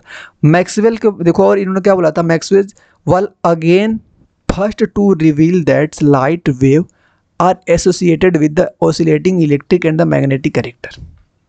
ये सब मैग्नेट बोल रहे हैं। देखो यही बता रहे हैं कि इलेक्ट्रिक फील्ड का एक ग्राफ इधर ऊपर है और इधर क्या है आपका मैग्नेटिक फील्ड। तो अगर हम क्या करें, यह दो, जैसे यह देखो जो दिख रही है, यह वाली, यह इलेक्ट्रिक फील्ड है और ये वाली आपकी मैग्नेटिक फील्ड है। ये दोनों एक दूसरे के 90 डिग्री पे हैं। कैसे 90 डिग्री पे होती हैं, सिंपल। बस ये भी ध्यान दो कि इलेक्ट्रिक मैग्नेटिक फील्ड तो होती है चार्ज पार्टिकल को जब एक्सेलरेट करते हैं, लेकिन वो दोनों होती कैसे हैं, एक दूसरे को परपेंडिकुलर होती हैं। अब बात करते हैं हम general property of the electromagnetic radiation की, इलेक्ट्रोमैग्नेटिक जनरल प्रॉपर्टी की बात करते हैं। पहला पॉइंट देखो, the oscillating electric and the magnetic field produce करती है by oscillating charge particle are the perpendicular to the each other, वही बात। And also perpendicular direction the propagation of the wave, direction of propagation मतलब wave किधर जा रही है उसकी बात कर रहे हैं। इलेक्ट्रोमैग्नेटिक वेव कैसी नेचर में होती है, नेचर में ट्रांसवर्स होती है। Unlike sound wave, water wave, electromagnetic wave do not require medium, एक ऐसी इनको मीडियम की आवश्यकता नहीं होती, इसलिए इसको हम नॉन मैकेनिकल वेव भी कहते हैं। अब general property of the electromagnetic radiation की बात करते हैं। 4 नंबर देखो, electromagnetic wave can travel at the speed of the light, electromagnetic wave जो होती है स्पीड ऑफ लाइट जैसे ट्रेवल करती है। Electromagnetic wave can bounced up from the surface, जिसको रिफ्लेक्टेड, अगर रिफ्लेक्ट करेगी तो क्या करेगी, सरफेस से बाउंस करेगी। इलेक्ट्रोमैग्नेटिक वेव कैन चेंज करेगी डायरेक्शन को, तो उसको रिफ्लेक्टेड बोलेंगे। इलेक्ट्रोमैग्नेटिक वेव कैन स्प्रेड करेगी अराउंड द कॉर्नर, उसको डिफ्रैक्शन बोलते हैं।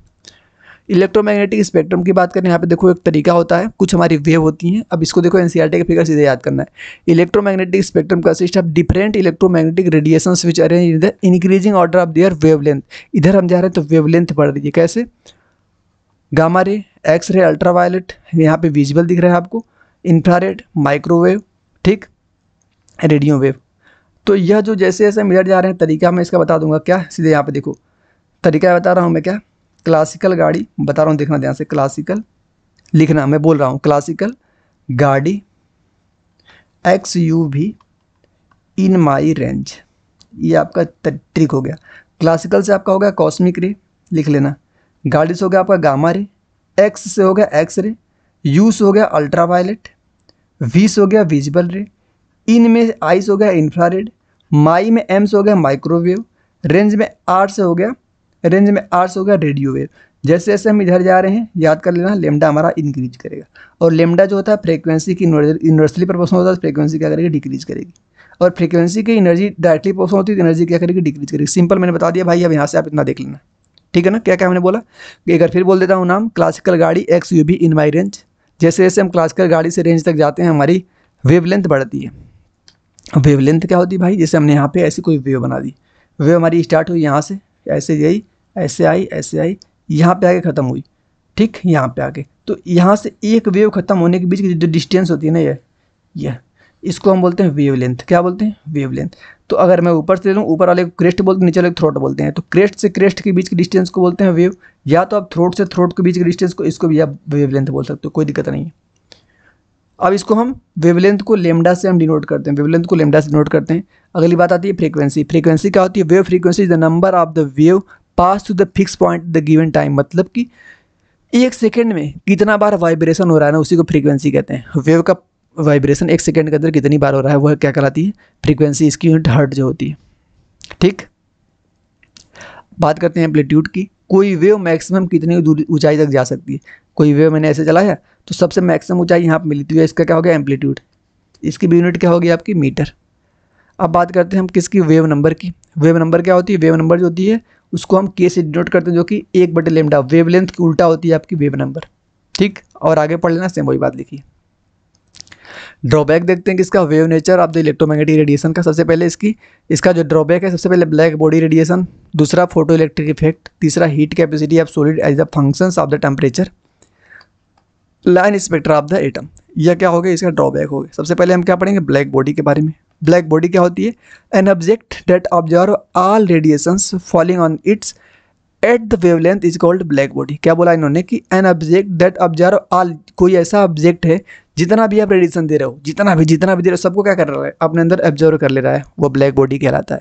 When a black body is a uniform temperature, its emission has a characteristic frequency distribution that depends on the temperature. Its emit is called black body radiation. वो जो emit करेगा उसको हम black body emission बोलते हैं।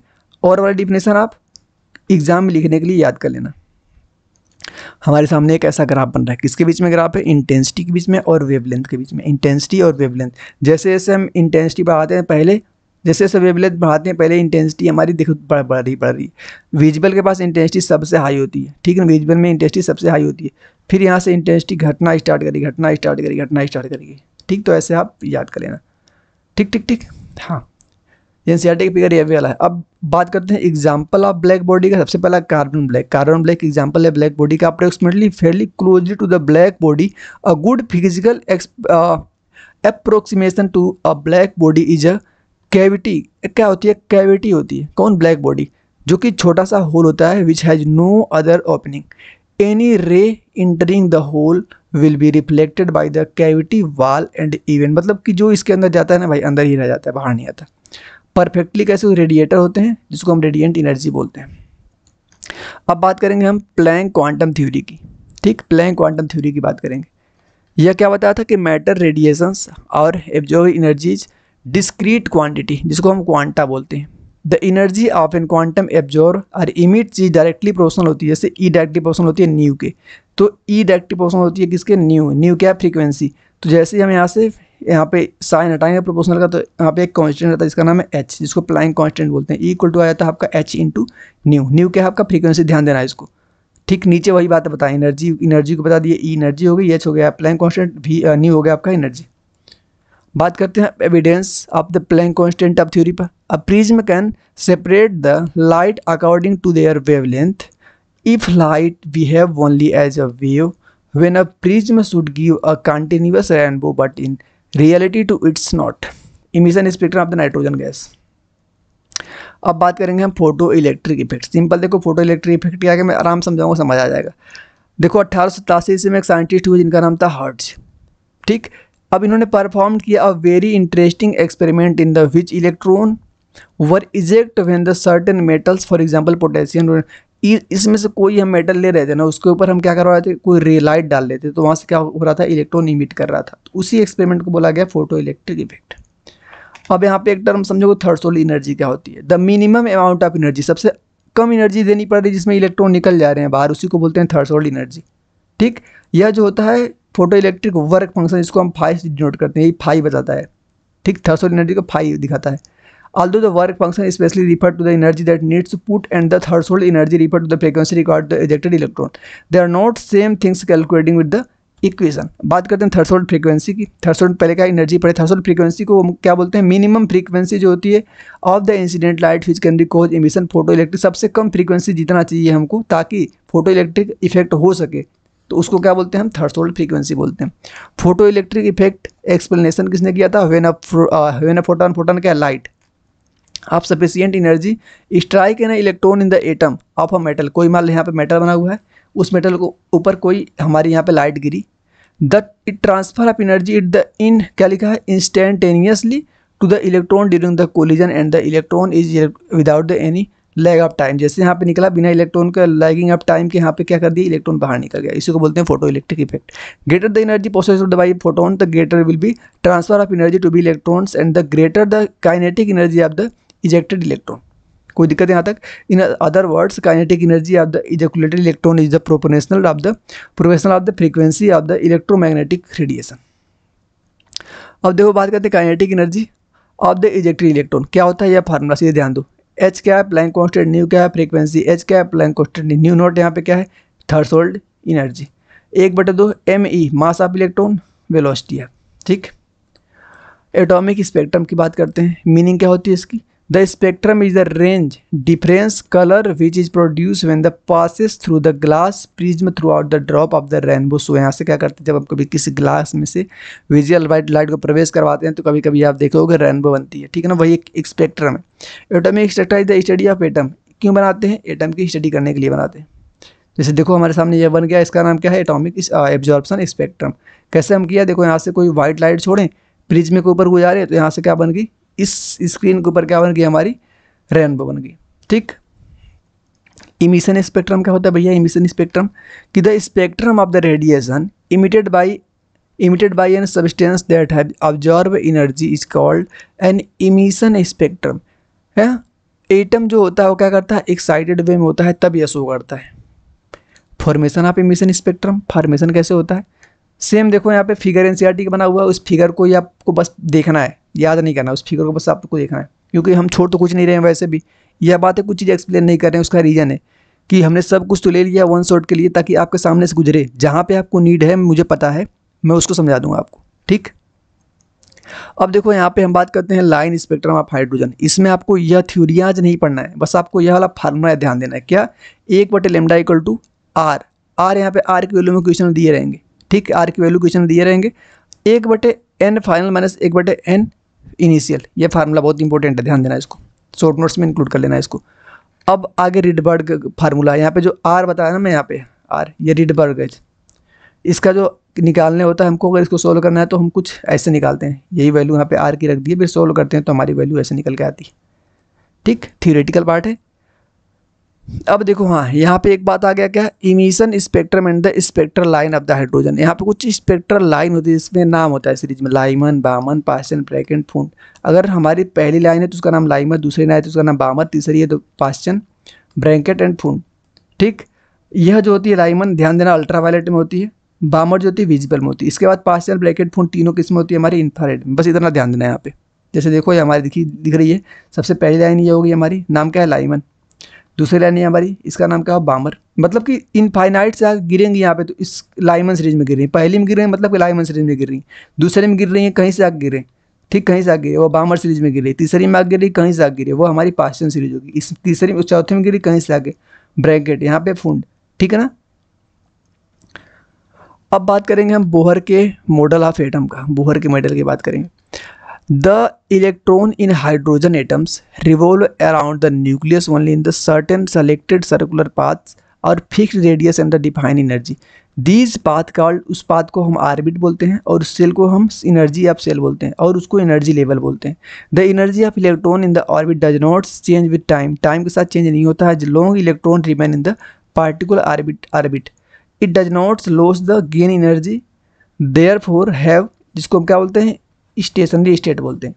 तो यहाँ तक कोई दिक्कत नहीं हुआ होगा।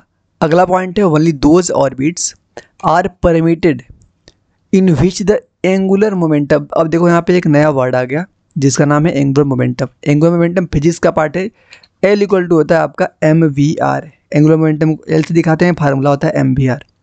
तो यहाँ से एक फार्मूला निकल के आएगा, मतलब सीधे क्या बताया गया कि एंगुलर मोमेंटम जो होता है electron is a whole number of multiple किसके, एच अपॉन में 2 पाई। मतलब कि अगर मैं एम वी आर को बराबर कर दूं एच अपॉन में 2 पाई, साथ में एन लगा दूं ताकि एन क्या है, नंबर ऑफ ऑर्बिटल, कितने नंबर हैं। तो यह फार्मूला आप एक बार बन गया, M V R equal to N H upon में 2 पाई। इंपॉर्टेंट फार्मूला, सीधे ध्यान देना। फोर्थ पॉइंट यहाँ पे बोल रहे हैं कि the energy is emitted or absorbed by absorbed only when the electron jumped from one energy level to another। देखो एनर्जी कब इमिट होती है इसकी बात बता रहे हैं। जब मान लो इलेक्ट्रॉन पहले यहाँ था, इलेक्ट्रॉन पहले यहाँ था, ठीक है ना। अब ये जंप करके कहाँ पे जा रहा है, दूसरी एनर्जी लेवल में, यहाँ पे आ गया, इस सेल से यहाँ पे आ गया। तब यहाँ से क्या होगी, या तो एनर्जी देनी पड़ेगी या तो एनर्जी यहाँ से आएगी। तो ये केस बनेगी, ठीक। एनर्जी इमिट होगी या तो एनर्जी एब्जॉर्ब होगी। कब, जब यहाँ पे एनर्जी का डिफरेंस हमको मिलेगा तब। तो डेल्टा ई जब कभी भी हमको निकाला एनर्जी का डिफरेंस ना, तो high energy gap minus low energy gap करके निकालते हैं। अब ई क्या होता है हमने पहले ही बताया, ई जो होता है डायरेक्टली प्रोपोर्शनल टू एच। अब यहाँ से नहीं, न्यू नहीं, अब यहाँ से जब डायरेक्टली प्रोपोर्शनल साइन हमने हटाया था तो क्या आया था, एच न्यू आया था ना। तो इस फार्मूले से देख लो आप, ई इक्वल टू क्या लिख सकता हूँ मैं, H into new.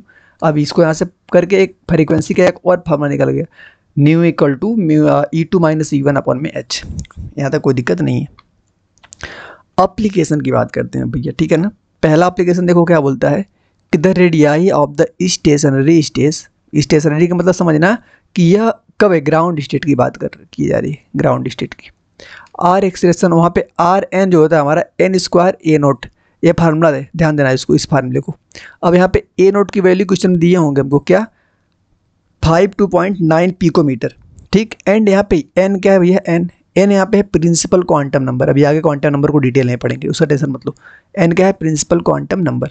So radius of the first stationary state, जिसको हम बोहर ऑर्बिट बोलते हैं, जिसकी वैल्यू कितनी आती है, अगर मैं यहीं पे इस फार्मूले में एन की वैल्यू अगर 1 पुट कर दूँ तो इसके बराबर आ जाएगा, आर एन बराबर किसका आ जाएगा, 52.9 पिकोमीटर के बराबर। तो वही बात यहाँ पे बोल रहे हैं।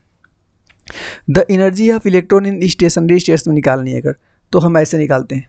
एनर्जी का फार्मूला ध्यान देना कि अगर हमें स्टेशनरी में निकालना है तो ई एन के लिए माइनस आर एच, ठीक, R H into 1/n square. N की वैल्यू 1 2 3 टी आप क्वेश्चन के अकॉर्डिंग पुट करोगे। आर एन की वैल्यू देखो यहाँ पे, आर एच जो यहाँ पर दिया इसका नाम होता है रेडबर्ग कांस्टेंट, आर एच की नाम होता है रेडबर्ग कांस्टेंट। वैल्यू हमको याद करनी है 2.18 इंटू 10⁻⁻18 जूल। या तो देखो, या तो हमको क्वेश्चन में दे भी सकते हैं या तो याद कर लेना इसको। For hydrogen like ion, helium, lithium, देखो ये जितने आयन दिख रहे हैं सारे हाइड्रोजन लाइक से, क्योंकि हाइड्रोजन के पास एक इलेक्ट्रॉन होता है। अब हाइड्रोजन हीलियम लिखो तो हीलियम के पास 2 इलेक्ट्रॉन होता है, लेकिन इसमें अगर एक पॉजिटिव लगाओ तो एक इलेक्ट्रॉन निकल गया, ऑटोमेटिक हाइड्रोजन बन गया। लिथियम के पास 3 इलेक्ट्रॉन होते हैं, अब इसमें लिथियम में से 2 इलेक्ट्रॉन को बाहर निकाल दूँ तो लिथियम के ऊपर 2 पॉजिटिव लगाऊंगा तो ये भी हाइड्रोजन के बराबर आ जाएगा, ठीक। तो उसके लिए हमको ऐसे निकालना होगा इस फार्मूले से। तो सब अलग अलग फार्मूले से निकाल के, अब देखो जब कभी हमको किसी ऑर्बिटल की एनर्जी निकालना हो तो यह फार्मूला इंपॉर्टेंट है, शॉर्ट नोट्स में इंक्लूड करना। -2.18 किस में चाहिए हमको एनर्जी, जूल में चाहिए ना, तो -2.18 इंटू 10⁻⁻18 जेड स्क्वायर अपॉन में एन स्क्वायर। अब यहाँ पे जेड देखो एटॉमिक नंबर है, एन क्या है, नंबर ऑफ ऑर्बिटल। अब देखो हमको एक्सप्लेन करना है लाइन स्पेक्ट्रम को, किसके लिए, हाइड्रोजन के लिए। सबसे पहली मैंने बताया था क्या, लाइमन सीरीज, दूसरी क्या थी हमारी बामर सीरीज, तीसरी पास्चन, फिर क्या थी ब्रैकेट। तो सबसे पहली जो होती है अल्ट्रा वायलेट रीजन में होती है, पहली जो होती है हमारी अल्ट्रा वायलेट में होती है, ठीक ना, लाइमन सीरीज। ये होती है हमारी किसमें, विजिबल में। सेकंड वाली होती है विजिबल में। इसके बाद सारे जो बच रहे हैं सारी किस्में होती है इंफ्रारेड, मैंने पहले बता चुका, यह फार्मूला भी आपको हम बता चुके हैं। अब हम बात करेंगे वेव पार्टिकल, मतलब कि यहाँ पे वेव पार्टिकल जो होता है, वेव का जो पार्टिकल होता है वो 2 नेचर को शो करता है, पहला डिफ्रेक्शन, दूसरा इंटरफेरेंस। पार्टिकल नेचर भी शो करता है, कौन एक्सपेरिमेंट उससे बताता है हमको, फोटो इलेक्ट्रिक इफेक्ट और स्कैटरिंग इफेक्ट से हम पता करते हैं कि वेव के पास भैया पार्टिकल नेचर भी होता है।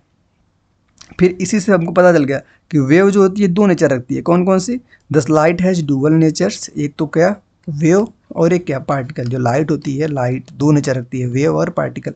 वेव को प्रूव करने के लिए दो फिनोमेना करवाया गया, डिफ्रैक्शन, इंटरफेरेंस। पार्टिकल को प्रूव करने के लिए दो फिनोमेना, फोटो इलेक्ट्रिक इफेक्ट और स्कैटरिंग वेव। अगला पढ़ना है हमको डी ब्रोगली हाइपोथेसिस। ये एक साइंटिस्ट है डी ब्रोगली, जिन्होंने क्या दिया था, एक हाइपोथेसिस दिया था। क्या बोला था, in 1923 de Broglie propose that as wave can exhibit particle nature like behaviour में, particle should be exhibit wave like behaviour. इन्होंने बताया था ना, किसने, डी ब्रोगली ने बताया था कि भैया जो लाइट होती है, लाइट वह दो नेचर रख सकती है। एक क्या, पार्टिकल नेचर, दूसरी क्या आपकी वेव नेचर। इसी को हम बोलते हैं क्या, डी ब्रोगली, ठीक है ना, डुअल नेचर हाइपोथेसिस। द इन्होंने और क्या बताया कि he propose that the same relationship between the wavelength and the momentum lambda equal to h by p. ये फार्मूला किसने दिया था, डी ब्रोगली ने दिया था। यहाँ पे लेमडा हो गया आपका वेवलेंथ, एच हो गया आपका प्लैंक कांस्टेंट, पी हो गया आपका मोमेंटम। पी क्या हो गया आपका, मोमेंटम। मोमेंटम क्या होता है भैया, मोमेंटम पी इक्वल टू होता है मास इंटू वेलोसिटी। बात करते हैं अब आगे, देखो कि यहाँ पे h क्या है, h यहाँ पे आपका है Planck constant and its value कितनी होती है, 6.6 गुणे 10 की power minus 23 joule into second. p equal to M V, जो कि लीनियर मोमेंटम किसी है पार्टिकल का। The de Broglie wavelength of the body is inversely proportional होती है किसके, मोमेंटम के, क्या, lambda inversely proportional to momentum. जैसे इनवर्सली का साइन हटाते हैं यहाँ पे कांस्टेंट आता है जो कि क्या होता है, h बाई पी। यहाँ पे यह बोला जा रहा है। अब बात करते हैं हाइजेनबर्ग अनसर्टेनिटी प्रिंसिपल के बारे में। अब यह भैया क्या है, हाइजेनबर्ग का अनसर्टेनिटी प्रिंसिपल। इसमें बताया गया है कि कोई भी पार्टिकल ऐसा नहीं है जो कि क्या कर सकता है, जो कि एग्जैक्ट पोजीशन बता सकता है, किसकी बता सकता है, किसी इलेक्ट्रॉन की। फार्मूला ध्यान देना बस आपको, पूरा नहीं, यह formula delta x into delta P या तो बड़ा होगा या तो बराबर होगा किसके, एच अपॉन में 4 पाई की। एक फार्मूला ध्यान देना है बस यहाँ से आपको। अब बात करेंगे हम quantum mechanical model of the atom का। क्या है भैया, यहाँ पे एक साइंटिस्ट आए थे, क्या, एविन स्क्रोडिंगर और कौन, हाइजेनबर्ग। इन्होंने क्या बताया, क्वांटम मैकेनिकल मॉडल के बारे में, कब, 1926 ईस्वी में। इन्होंने डिस्क्राइब किया कि wave motions of an electron is 3 dimension, कैसी होती है, 3D होती है, अराउंड द न्यूक्लियस के around by the mathematical equation लिखा है। इसको देखो, मन करे तो देखो, नहीं मन करे तो मत देखो। ये मैथमेटिकल इक्वेशन इन्होंने बताया, किसने, स्वीडबर्ग ने। तो यही साइंटिस्ट ने, बस इसको आप एक बार देख लो, कभी ज़िंदगी में इसके बारे में ज़्यादा मतलब पूछेंगे नहीं, बस कौन क्या क्या है बस इसको देख लो। ये हमारे सामने बन के आया, यहाँ पे एच जो है एनर्जी ऑपरेटर है, ई जो यहाँ पे एनर्जी, ठीक, एनर्जी वैल्यू है। तो यहाँ से जो हमारा यह है, इसको हम क्या बोलते हैं, साई, इसको वेव फंक्शन नहीं बोलते हैं, एज सोल्यूशन ऑफ द। तो इसको आप भाई बस देख लो, क्योंकि यहाँ से क्वेश्चन आप में नहीं बनेंगे, यहाँ से क्वेश्चन आपके जेई में बनते हैं, ठीक है ना। क्वांटम नंबर जो कि बहुत इंपॉर्टेंट है, अगर हम क्वांटम नंबर को जान लेते हैं, साथ ही साथ जो अगली वीडियो मेरी आएगी, प्लानिंग ये है कि अगली वीडियो में लाऊंगा इलेक्ट्रॉनिक कॉन्फ़िगरेशन की, मतलब कि हम इलेक्ट्रॉन को फील कैसे करते हैं, ठीक, जहाँ पे हम होल्ड्स रूल पढ़ते हैं, आप बाहु रूल्स पढ़ते हैं, तो अगली वीडियो उसकी आएगी। तो उसको पढ़ने से पहले हमें क्वांटम नंबर पढ़ना ही पड़ता है, जो कि सबसे बेसिक पार्ट है हमें केमिस्ट्री को बेहतर करने के लिए, ठीक है। तो चलिए स्टार्ट करते हैं क्वांटम नंबर को समझना। वीडियो में ध्यान से बने रहिए, मैं पूरा बात लिख के आपको समझाने का प्रयास करूंगा, और गारंटी देता हूं कि आप अगर पूरी वीडियो देख लेते हैं तो इससे कुछ ऊपर लेवल के क्वेश्चन आपका कहीं पे भी बनाया नहीं जा सकता है, क्योंकि कॉन्सेप्ट मैं पूरा यहाँ पे कवर करूंगा। बात को ध्यान सुनिए कि क्वांटम नंबर जो होता है ना, इसका मतलब क्या होता है। तो इसको मैं एक आम एग्जाम्पल समझाता हूँ। जैसे मान लो कि मुझे मानो आपकी मैं इलेक्ट्रॉन हूँ, ठीक, मुझे मानो कि मैं इलेक्ट्रॉन हूँ। तो अगर मेरी उपस्थिति जाननी, मुझे मेरी प्रेजेंस जाननी है कि मैं कहाँ पे रहता हूँ, तो आप क्या करोगे, आप ऐसा करोगे कि पूछोगे कि आपका स्टेट कौन सा है, तो मैं बोलूँगा उत्तर प्रदेश। फिर बोलोगे कि उत्तर प्रदेश में आपका डिस्ट्रिक्ट कौन है, तो मैं क्या बोलूँगा कि आजमगढ़, ठीक। तो ऐसे करते करते आप सब पूछते पूछते आप मेरा गली मोहल्ला मेरे घर तक पहुँच जाओगे। तो सेम वही है, इलेक्ट्रॉन की प्रेजेंस को जानना कि इलेक्ट्रॉन की लोकेशन कहाँ है, उसी को जानना हम क्या कहलाता है, क्वांटम नंबर कहलाता है। उसको जानने के लिए कुछ चीज़ें होती हैं, ठीक ना। 4 क्वांटम नंबर पढ़ते हैं, आगे बताऊंगा, थोड़ा सा आप पहले भूमिका देख लो करना क्या है, ठीक ना। फिर सबको अलग अलग से पढ़ेंगे, अच्छे जान जाएं कि हाँ इलेक्ट्रॉन इस जगह पे लोकेट होता है। तो अब एक काम करो, अगर आपके पास कोई एक छोटा सा पेज है तो उसको आप लिख लो, ताकि एक शॉर्ट नोट्स हो जाएगा यहाँ पे, आप उसको अपने सामने लगा लो कि जब कभी भूलेगा तो आप इसी को रिवीजन कर सकते हो, ठीक है ना। बोलूँगा मैं ज़्यादा, थोड़ा सा लिखूंगा कम। देखो यहाँ पे अगर मान लो मुझे क्या करना है कि क्वांटम नंबर को, अगर मानिए मुझे यहाँ पे क्वांटम नंबर को बारे में लिखना है तो कैसे लिखेंगे, ध्यान से देखो।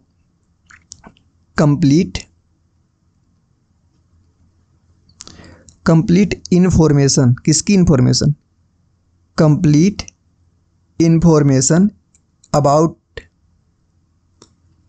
एन इलेक्ट्रॉन, ठीक है ना। Complete information about an electron को ही क्या बोलते हैं हम, क्वांटम नंबर बोलते हैं। 4 प्रकार के होते हैं, कौन कौन से होते हैं उन्हें चारों प्रकार। देखो पहले को बोलते हैं हम ना प्रिंसिपल, पहले को बोलते हैं हम principal quantum number, principal quantum number, जिसको हम स्मॉल n से डिनोट करते हैं, ठीक है ना। और इसी को क्या बोला जाता है, इसी को सेल बोलते हैं, सेल। ब्रैकेट में आप कर लो ऑर्बिट, ठीक है ना, ब्रैकेट में कर लो आप ऑर्बिट। दूसरा जो हम बताएंगे आपको उसका नाम क्या होता है, azimuthal quantum number, azimuthal quantum number. Azimuthal quantum number को हम स्मॉल एल से डिनोट करते हैं, जिसको हम क्या बोलते हैं, इसको हम बोलते हैं सब सेल, इसको हम सब सेल बोलते हैं। थर्ड नंबर पे हमें जो पढ़ना है वह होता है हमारा मैग्नेटिक क्वांटम नंबर। अभी एक एक करके सब पढ़ेंगे, पहले आप लिखते जाओ। मैग्नेटिक क्वांटम नंबर, जिसको हम क्या करते हैं, स्मॉल m से डिनोट करते हैं, ठीक। इसको आप क्या बोल सकते हो, ऑर्बिटल, इसी को बोलते हैं हम क्या, ऑर्बिटल। जो लास्ट नंबर हमारा आता है जिसको हम बोलते हैं स्पिन क्वांटम नंबर, लास्ट में आता है हमारा स्पिन क्वांटम नंबर, जिसको हम क्या स्मॉल s से डिनोट करते हैं, और इसका मतलब क्या होता है, स्पिन ऑफ इलेक्ट्रॉन। अब हम एक एक करके इसको हम पढ़ते जाएंगे, ठीक है ना। तो अभी हमने क्या बताया, क्वांटम नंबर किसे बोलते हैं, इलेक्ट्रॉन की लोकेशन को पता करना हमको क्वांटम नंबर से पता चलता है। कौन कौन बताता है अच्छे से लोकेशन, जैसे मान लो यह क्या बताएगा, स्टेट बताएगा, यह क्या बताएगा, डिस्ट्रिक्ट बताएगा, यह क्या बताएगा, गांव बताएगा, यह क्या बता देगा, घर ही बता देगा, मतलब हाँ इसी जगह पे है। तो इन 4 चीज़ों को अगर हम पढ़ लिए तो इलेक्ट्रॉन की लोकेशन जान जाएंगे। तो हम सबसे पहली जो हेडिंग लगाएंगे, सबसे पहले हमारी हेडिंग क्या होगी, वह होगी हमारी प्रिंसिपल क्वांटम नंबर, ठीक है ना। प्रिंसिपल क्वांटम नंबर किसे डिनोट करते हैं, जल्दी बताओ, स्मॉल n से। क्या बोलते हैं इसको, सेल बोलते हैं। तो अब प्रिंसिपल क्वांटम नंबर में हमें क्या क्या लिखना है, पॉइंट करके लिखता जाऊंगा, आप सब लिखते जाना। देखो जो प्रिंसिपल क्वांटम नंबर होता है ना, इसका मतलब क्या होता है, देने वाले साइंटिस्ट का नाम था बोर, किसने दिया था, बोर ने इसको दिया था। दूसरा पॉइंट आप क्या लिखोगे कि यह हमें नेम और एनर्जी ऑफ सेल बताता है, ठीक है ना। ये क्या रिप्रेजेंट करता है, नेम को और एनर्जी ऑफ द सेल को रिप्रेजेंट करता है, ठीक है ना। अच्छा मैं दिखा भी दूँ, जैसे मान लो कि मैं कहाँ से पढ़ा रहा हूँ, जैसे एक बार देख लो ताकि आपको आइडिया हो जाए कि जो कॉन्टेंट आप पढ़ोगे बेहतर पढ़ोगे, ठीक है ना। तो मैंने इसी से पढ़ा है भाई, तो फिर यही पढ़ाना प्रीफर करूँगा ताकि जो हमने खुद पढ़ा है वो आपको अच्छे ढंग से समझा सकता हूँ, ठीक है ना। इसलिए देखो दूसरा पॉइंट हमारा जो आएगा इसमें वह क्या है, principal quantum number, name and energy of shell. यहाँ पे जो n की वैल्यू है ना, वो 1 से लेके कहाँ तक हो सकती है, इनफाइनाइट तक हो सकती है। आपने सुना होगा k, l, m, n, ये सभी क्या है, ये भी हमारी n की ही वैल्यू। तो इसको हम क्या बोलते हैं, सेल बोलते हैं, जो कि पहला नंबर हमने पढ़ा। दूसरा जो नंबर हमारा आएगा, दूसरा नंबर क्या पढ़ते हैं हम, इसको बोलते हैं हम एजीमुथल क्वांटम नंबर। दूसरा क्या होता है हमारा, एजीमुथल क्वांटम नंबर। तो इसको बारे में देख लो, इसका और भी नाम होते हैं, ठीक है ना। एजीमुथल क्वांटम नंबर, इसका एक और नाम है, वो क्या है, angular quantum number, angular quantum number. एक और नाम है secondary quantum number, secondary quantum number. तो इसके इतने नाम हो गए। डिनोट किससे करते थे, मैंने बताया था किससे, स्मॉल l से, ठीक। देने वाले साइंटिस्ट का नाम क्या था, इसको जो साइंटिस्ट दिए थे उनका नाम क्या था, सोमरफेल्ड, ठीक है ना, क्या था, सोमरफेल्ड, सोमरफेल्ड, SOMMERFELD, ये से साइंटिस्ट जिन्होंने दिया था इसको। अब बताओ दूसरा पॉइंट जिसका आएगा, यह क्या रिप्रेजेंट करता है, मतलब ये रिप्रेजेंट क्या करता है, तो ये रिप्रेजेंट करता है सब सेल को, ध्यान से देखते रहना, सब सेल को रिप्रेजेंट करता है, और किसको रिप्रेजेंट करता है, शेप ऑफ ऑर्बिटल को, शेप ऑफ ऑर्बिटल को रिप्रेजेंट करता है, एंड एंगुलर क्या, ऑर्बिटल एंगुलर मोमेंटम को रिप्रेजेंट करता है। जितना बता रहा हूँ आपका नोट्स ही बनता जा रहा है। प्रिंसिपल में आपको बस इतना ही बात याद रखनी थी, ठीक है ना। जैसे अगर एक पॉइंट यहाँ पे लिखो प्रिंसिपल की, प्रिंसिपल में एक पॉइंट यहाँ पे लिखो, साइड में लिख देता हूँ, यहाँ पे आप ये लिखोगे कि अगर हमें किसी सेल में नंबर ऑफ इलेक्ट्रॉन निकालना है, ठीक है ना, क्या करना है, सेल में क्या निकालना है, नंबर ऑफ इलेक्ट्रॉन, तो आप क्या कर सकते हो, 2n², मतलब यहाँ पे क्या है, n क्या है, यहाँ पे 2n², यहाँ पे n क्या है, नंबर ऑफ सेल, इस प्रकार करके निकाल सकते हो क्या, नंबर ऑफ इलेक्ट्रॉन, ठीक है ना, ठीक है। तो इस प्रकार हमें रिप्रेजेंट बता दिया, साइंटिस्ट बता दिए, रिप्रेजेंटेशन किसको करता है, सब सेल को करता है, शेप ऑफ ऑर्बिटल को करता है, and the orbital angular momentum को करता है। अब बात आएगी कि एल की वैल्यू क्या हो सकती है, ठीक है ना, आगे आते हैं। एल की जो वैल्यू है, एल की वैल्यू जो है वह हो सकती है कहाँ से, वो हो सकती है 0 से लेके n-1 तक। अभी समझ आएगा कैसे, जैसे एल की वैल्यू अगर मान लो 0 है, ठीक है, तो उसको बोलते हैं हम एस सबसेल, ठीक है ना, वो एस सबसेल को दिखा रहा है। अगर एल की वैल्यू 1 आ रही है तो वह दिखा रहा है पी सबसेल को। अगर एल की वैल्यू 2 आ रही है तो वह दिखा रहा है आपको डी सबसेल को। अगर एल की वैल्यू 3 आ रही हो तो वह दिखा रहा है आपको एफ सबसेल को,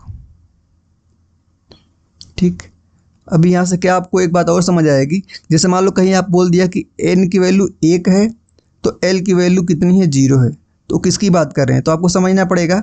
जैसे मान लो कहीं पे अगर लिख दिया ना 3s, तो 3s में जो आगे 3 लिखा हुआ है ना, यह किसको बताता है, वो n को बताता है, प्रिंसिपल क्वांटम नंबर को। या जो s है, s जो होता है ना, s कैसे निकालोगे, s यहाँ पे देखो, यह जो l की वैल्यू दिख रही है s के लिए कितना है, 0, ठीक है ना, तो n+0 जैसे लगाते हैं ना, n+l रूल मैं अगले लेक्चर में बताऊंगा। तो यहाँ पे n+l रूल अगर 3s के लिखना है तो इसके लिए n की वैल्यू 3 हो गया और s की वैल्यू 0 हो गया।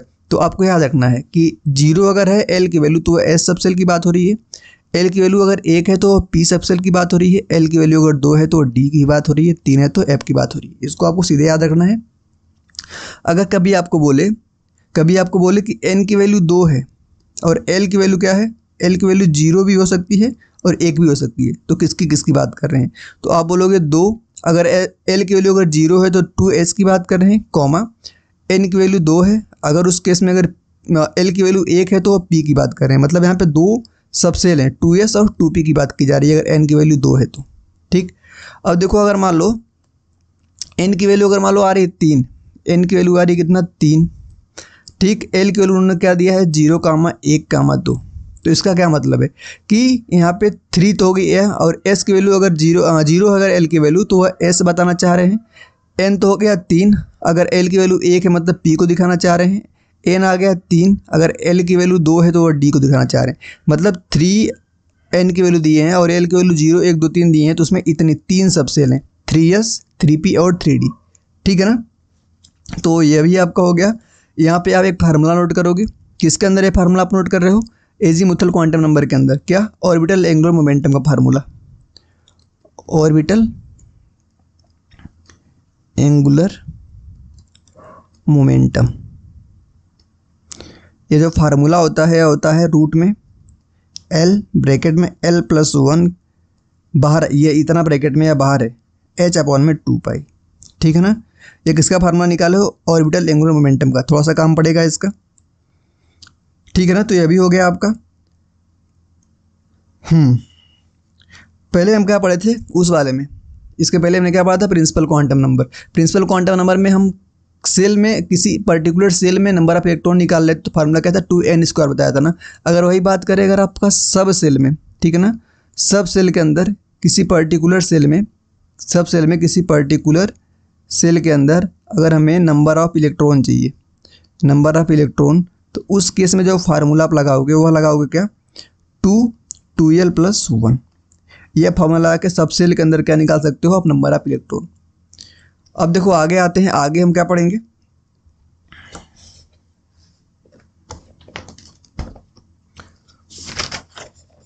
अगला पढ़ेंगे हम मैग्नेटिक क्वांटम नंबर। टाइम कितना हो, 12 मिनट, थोड़ा सा फास्ट करना पड़ेगा। अगला पढ़ेंगे हम क्या, magnetic quantum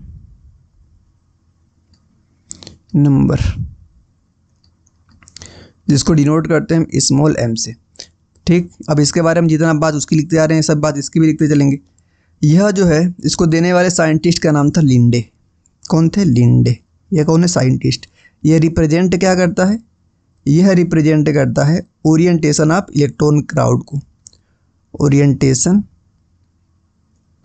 of electron cloud को, इसको क्या करता है, रिप्रेजेंट करता है। अगर कोई पूछे कि आप बताओ वैल्यू कैसे निकालोगे स्मॉल m मतलब मैग्नेटिक क्वांटम नंबर का, तो वह होता है -L से लेके +L तक, ऐसे निकालते हैं। अभी समझ आएगा, एग्जांपल लूँगा तो, ठीक है ना। जैसे एक एग्जांपल लेते हैं कि अगर मान लो हमें L की वैल्यू कितना दिया है, M की वैल्यू निकालना है। L की वैल्यू अगर मान लो हमको 3 दिया है ना, कितना दिया है, हाँ 3 दिया है, तो कौन कौन से हो सकती है, -L से लेके +L तक जितनी वैल्यू आ सकती है, ठीक है ना। कहाँ शुरू करो, -3 से, -2 आएगा, ठीक, -1 आएगा, 0 आएगा, 1 आएगा, 2 आएगा, 3 आएगा। मतलब अगर इतना दे दिया ना M की वैल्यू, L की वैल्यू, तो कितना हो सकती है, 1 2 3 4 5 6 7, इतना हो सकती है क्या हमारी M की वैल्यू, 1 2 3 4 5 6 7, ठीक है ना। तो ऐसे निकालते हैं। और कभी कोई एग्जांपल ले लेंगे, समझ आ जाएगा आपको। अब देखो मैग्नेटिक क्वांटम नंबर में 2 चीज़ हमें और पढ़ना है, थोड़ा सा गर्मी ज़्यादा है। मैग्नेटिक क्वांटम नंबर में 2 चीज़ हमें और पढ़ना होता है। देखो जैसे जैसे हम पढ़ रहे हैं ना वैसे ही आप करना। मुझे पता है कि थोड़ा सा लग रहा होगा कि भाई आप थोड़ा सा देख के कर रहे हो तो हो नहीं पा रहा है, लेकिन मैं प्रयास कर रहा हूँ ना कि आपको जैसे मैं पढ़ा रहा हूँ ना आप वैसे ही पढ़ो, क्योंकि अभी हमें खुश होने का टाइम नहीं है एकदम ज़बरदस्त तरीके से। कंटेंट बस यह रहे कि हाँ जो पढ़ रहे हैं हम सही चीज़ पढ़ रहे हैं, ठीक है ना। अब देखो मैं बात करता हूँ किसके अंदर, मैग्नेटिक क्वांटम नंबर के अंदर ऑर्बिटल की बात करते हैं। ऑर्बिटल, तो ऑर्बिटल किसे कहते हैं, देखो ऑर्बिटल उसे कहते हैं ना कि अगर मान लो 3D ओरिएंटेशन है, 3D ओरिएंटेशन है किसका, जैसे मान लो कोई एटम है, तो एटम क्या है, सर्कल में थोड़ी होता है, ऐसा गोल सा 3D स्फेरिकल टाइप का माना जाता है ना। 3D ओरिएंटेशन है तो वहाँ पे इलेक्ट्रॉन की पाए जाने की पॉसिबिलिटी जहाँ सबसे ज़्यादा होगी ना, मतलब कि इलेक्ट्रॉन जहाँ मैक्सिमम पाए जाएंगे ना, उसको हम ऑर्बिटल बोलते हैं। ऑर्बिटल पढ़ने के बाद एक और वर्ड पढ़ना पड़ेगा हमें, नोड। ठीक, नोड किसे बोलते हैं, 3D ओरिएंटेशन में जहाँ पे इलेक्ट्रॉन की पाए जाने की पॉसिबिलिटी क्या होती है, ना के बराबर, मतलब कि क्या होती है, नल होती है, उसको हम बोलते हैं नोड। उसको हम नोड बोलते हैं। जो नोड होता है या नोड, ये 2 प्रकार के होते हैं। नोड होते हैं 2 प्रकार के, एक को बोलते हैं हम रेडियल नोड, रेडियल नोड, और एक को बोलते हैं हम एंगुलर नोड, एंगुलर नोड। हमसे क्वेश्चन पूछेंगे किसी का, कोई एक वैल्यू देके कि इसमें बताओ रेडियल नोड कितना है और एंगुलर नोड कितना है, तो कैसे निकालते हैं। देखो जो रेडियल नोड होता है, नंबर ऑफ रेडियल नोड निकालने का फार्मूला होता है नंबर ऑफ रेडियल नोड। इसको निकालने का फार्मूला हमारा होता है n-l-1। n पढ़ चुके हैं आप प्रिंसिपल क्वांटम नंबर, l पढ़ चुके हैं एजीमुथल क्वांटम नंबर, उसमें से 1 माइनस कर दोगे तो क्या निकल जाएगा, नंबर ऑफ रेडियल नोड। अगर हमें नंबर ऑफ एंगुलर नोड निकालना है ना, तो l जितना वैल्यू l होगी, मतलब एजीमुथल क्वांटम नंबर सबसे जो होगा वही होगा उसका एंगुलर नोड। ये भी होगा क्लियर। अब हमें लास्ट पढ़ना है क्या, लास्ट हमें पढ़ना है स्पिन क्वांटम नंबर, ठीक है ना। ये तो छोटा सा ही है, spin quantum number, spin quantum number. इसको कैसे देखेंगे, देखो सबसे पहले इसे पढ़ रहे तो ऐसे ही पढ़ेंगे। देने वाला साइंटिस्ट का नाम, 2 साइंटिस्ट ने दिया था। साइंटिस्ट का नाम क्या था, वह था हमारा गाउडस्मिट नाम नहीं समझ आ रहा है कैसे पढ़े, ठीक ना, देख लेना। UHLENBECK लिखा है मैंने। ये हो गया साइंटिस्ट। रिप्रेजेंट क्या करता है ये हमको, स्पिन क्वांटम नंबर, ये रिप्रेजेंट करता है direction of electron spin around its on axis, ठीक। अगर वैल्यू क्लॉकवाइज है, कैसे, अगर वैल्यू क्लॉकवाइज है तो उसको हम ऐसे दिखाते हैं, अगर एंटी क्लॉकवाइज है तो उसको हम ऐसे दिखाते हैं, ठीक है। क्लॉकवाइज को हम प्लस माइनस 1/2 लिखते हैं, माइनस वाले के लिखते हैं -+1/2। ये तो हो गया रिप्रेजेंटेशन, ऐसे करते हैं, ठीक। अगर मान लो कहीं पे अगर हमें ऐसा, अगर एक ऑर्बिटल होता है किसमें, एस में, कहीं पर अगर ऐसा ओरिएंटेशन लिखा है तो वो करेक्ट है, कहीं पर अगर एक कहीं में ऐसे भरे हुए हैं तो वो इनकरेक्ट है। इतना ही था भाई, आई होप समझ आ गया होगा। एक बार पढ़े होंगे तो और बेहतर समझ आया होगा, नहीं पढ़े होंगे तब भी प्रयास तो किया हूँ समझाने का। जो अगला लेक्चर में मतलब आऊँगा लेके, उसमें हम पढ़ेंगे क्या, रूल फिलिंग ऑफ इलेक्ट्रॉन। आई आपको दिख रहा होगा, देखो ऊपर लिखा है, दिख गया भाई, ऊपर लिखा है ना, ऊपर, इसको पढ़ेंगे, ठीक ना। 4 क्वांटम नंबर होती है ना, क्वांटम नंबर हमारे पास कितनी होती हैं, 4। उस वीडियो को भाई देखिएगा तो आपको ज़्यादा समझ आएगा। 4 क्वांटम नंबर होती हैं। पहले का नाम क्या होता है, पहला होती है उसमें से प्रिंसिपल क्वांटम नंबर, पहली होती है हमारी प्रिंसिपल क्वांटम नंबर। दूसरी जो हमारी होती है वो होती है एजीमुथल क्वांटम नंबर। जो हमारी थर्ड नंबर होती है वह होती है magnetic quantum number, magnetic quantum. जो लास्ट होती है वो होती है हमारी स्पिन क्वांटम नंबर। तो ये जो क्वांटम नंबर होती है ना, क्या करती है भाई, क्वांटम नंबर का कार्य होता है, इनका काम होता है ना कि इलेक्ट्रॉन की स्पेसिफिक डायरेक्शन बताने का कार्य करती है। जैसे ये पता है हमें कि, जैसे देखो यहाँ पर ध्यान से देखना, ये पता है कि हमारा यह न्यूक्लियस होता है, बाहर कुछ इस प्रकार की चीज़ें होती हैं, पता नहीं अभी आपको क्या होती हैं, इस प्रकार की चीज़ें होती हैं। तो इसमें हम इलेक्ट्रॉन को फिल करते हैं, तो इलेक्ट्रॉन को स्पेसिफिक किस जगह पे फिल करते हैं ना, उसी को बताने को ये बोलते हैं क्वांटम नंबर। जैसे ये जो आपको दिख रही है ना ऐसे ऐसे लाइनिंग, इसको हम सेल बोलते हैं, ठीक। इसको हम क्या बोलते हैं, सेल, जिसको कौन दिखाता है, प्रिंसिपल क्वांटम नंबर दिखाता है इसको। और बात करें कि इस सेल के अंदर चीज़ें होती हैं, इस सेल के अंदर होती हैं, जिनको हम क्या बोलते हैं, सब सेल बोलते हैं, सब सेल। इसको कौन दिखाता है, एजीमुथल क्वांटम नंबर। थोड़ा सा नया नया लग रहा होगा, नहीं पढ़ोगे तो, एजीमुथल क्वांटम नंबर। फिर इसके अंदर होते हैं ऑर्बिटल, ठीक है ना, ऑर्बिटल। ऑर्बिटल में कौन कौन से होते हैं, S orbital, P, D, F. उसमें से जो हमारा एस ऑर्बिटल होता है, अगले में दिखाता हूँ, जो एस ऑर्बिटल होता है उसमें ऐसा एक होता है। जो पी होता है उसमें 1 2 3 होते हैं। जो डी होता है उसमें होता है हमारा 5, 1 2 3 4 5, 1 2 3 4 5, 5 होते हैं। जो हमारा एफ होता है उसमें होते हैं 7। इसका भी कॉन्सेप्ट है, 1 2 3 4 5 6, 1 2 3 4 5 6 7, इसका भी कॉन्सेप्ट है। इसके में 1 होता है, इसके में 3 होता है, इसके में 5 होता है, इसके में 7 होता है। ऐसा क्यों होता है, देखो जो थर्ड नंबर की होती है ना, मैग्नेटिक क्वांटम नंबर, ठीक है ना। मैग्नेटिक क्वांटम नंबर कैसे निकालते हैं, -L से लेके, ठीक है ना, +L तक, उसको निकालने का तरीका होता है, ठीक। अब जो L होता है, यार नया नया आएगा, एक बार प्लीज़ आप जाकर क्वांटम नंबर देखना। जो L होता है ना, L, इसको निकालने के लिए अगर L की वैल्यू 0 है तो इसको हम बोलते हैं S ब्लॉक, L की वैल्यू अगर 1 है तो बोलते हैं P ब्लॉक, L की वैल्यू अगर 2 है तो बोलते हैं D ब्लॉक, L की वैल्यू 3 है तो बोलते हैं हम क्या, F ब्लॉक। तो अब इसने अगर बोल दिया, मान लो अगर मुझे S ऑर्बिटल की बात करनी है तो S के लिए कितना होती है, 0 होती है ना, तो -L से लेकर 0 तक जाएंगे तो 1 ही मिला हमको, बस 0 मिला।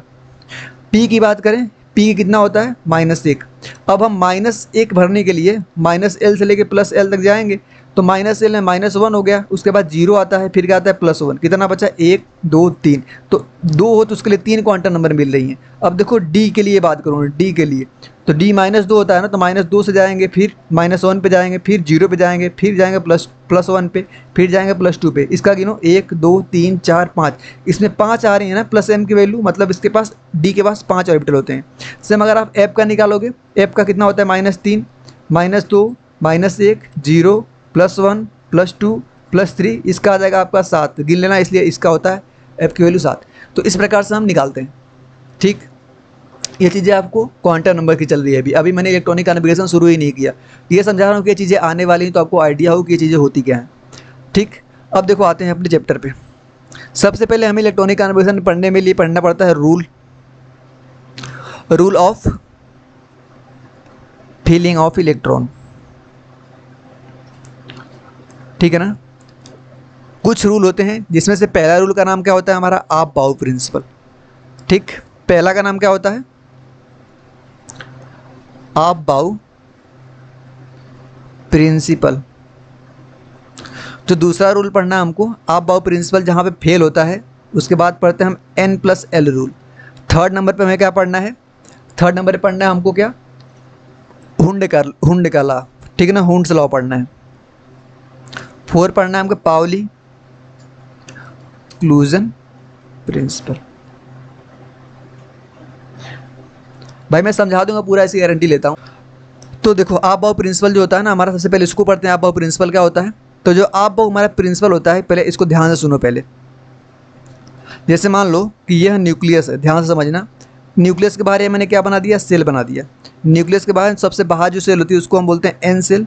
उससे एक अंदर आते हैं तो बोलते हैं N-1 सेल। उससे और अंदर आते हैं तो बोलते हैं N-2 सेल। तो यह क्या हमारी सेल है। ठीक, सेल में क्या भरते हैं, इलेक्ट्रॉन भरते हैं। सेल में क्या भरते हैं, इलेक्ट्रॉन भरते हैं। तो इस न्यूक्लियस को मैं मानूँ और इस इलेक्ट्रॉन को मानूँ, तो इलेक्ट्रॉन के ऊपर माइनस चार्ज होता है। तो इनके बीच में कौन सा फोर्स कार्य करेगा, प्लस और माइनस के बीच में फोर्स ऑफ अट्रैक्शन कार्य करेगा। ठीक है ना, फोर्स ऑफ अट्रैक्शन कार्य करेगा। अगर इनके बीच की डिस्टेंस ज़्यादा है तो फोर्स ऑफ अट्रैक्शन कम लगेगा, मतलब इनके बीच का फोर्स क्या होगा, कम होगा। अगर ये इलेक्ट्रॉन मान लो यहाँ है, ठीक, तो इनके बीच में भी फोर्स ऑफ अट्रैक्शन कार्य करेगा। लेकिन इस वाले की कंपेरिजन में यहाँ ज़्यादा लगेगा ना अट्रैक्शन, तो इसको हम क्या बोलेंगे, ज़्यादा स्टेबल है। ठीक है ना, क्या बोलेंगे, ज़्यादा स्टेबल, क्योंकि इस इलेक्ट्रॉन को निकालना कठिन है इसके कंपैरिजन में, क्योंकि इसके पास डिस्टेंस ज़्यादा है तो आराम से निकाल सकते हैं। इसलिए हम बोलते हैं जब कभी इलेक्ट्रॉन को रिमूव किया जाता है ना, तो आउटर मोस्ट सेल से किया जाता है, क्योंकि वह कम स्टेबल होते हैं, फोर्स ऑफ अट्रैक्शन उनके बीच में कम लगा होता है, आसानी से इलेक्ट्रॉन को निकाल सकते हैं। इसीलिए आउटर मोस्ट का जो सेल होता है ना, इसको हम वैलेंस इलेक्ट्रॉन भी बोलते हैं। ठीक है ना, एक रिलेशन आपको यहाँ पर ध्यान देना है, क्या कि अगर जो ज़्यादा स्टेबल होगा ना, स्टेबिलिटी जिसकी ज़्यादा है, वह इन्वर्सली प्रोपोर्शनल होगा किसके, एनर्जी के। उसकी एनर्जी क्या होगी, कम होगी। जिसकी एनर्जी कम होगी उसकी स्टेबिलिटी ज़्यादा होगी। यह बात आपको ध्यान देना है। तो अब मैं बोलूँ कि यह न्यूक्लियस है, न्यूक्लियस के बाहर 1 नंबर की सेल, 2 नंबर की सेल, 3 नंबर की सेल। तो इसमें ज़्यादा स्टेबल कौन है, 1 नंबर में जो इलेक्ट्रॉन होंगे वह ज़्यादा स्टेबल होंगे 3 नंबर में। तो आप बोलोगे कि 1 नंबर के इलेक्ट्रॉन जो होंगे यह ज़्यादा स्टेबल होंगे, क्योंकि इसके बीच में फोर्स ऑफ अट्रैक्शन ज़्यादा लग रहा है। तो यह ज़्यादा स्टेबल है। तो बात करूँ एनर्जी की, तो एनर्जी क्या होगी, यहाँ पे कम होगी। तो हम बोल सकते हैं कि 1 नंबर वाले की एनर्जी कम है। एनर्जी का ऑर्डर मैं यहाँ लिखूँ, एनर्जी का ऑर्डर, तो 1 नंबर की एनर्जी का ऑर्डर सबसे कम है, फिर 2 नंबर का एनर्जी का ऑर्डर, फिर 3 नंबर का। स्टेबिलिटी का ऑर्डर उल्टा होगा, 1 ज़्यादा स्टेबल है, 2 से, फिर 3 से। यह दोनों ऑर्डर आपको पता होना चाहिए, क्योंकि आप-बाऊ रूल को यही समझा पाएगा।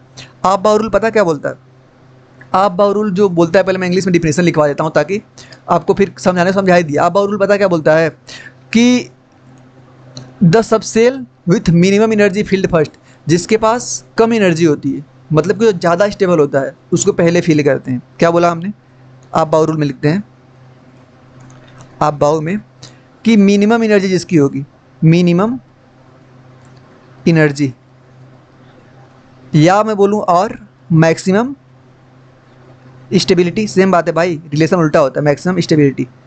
उनमें क्या करते हैं, इलेक्ट्रॉन को पहले फील करते हैं, फर्स्ट फील। ठीक, उसके बाद जो बचा उसमें फील करते हैं। यह तो होगा इसका, इनका रूल।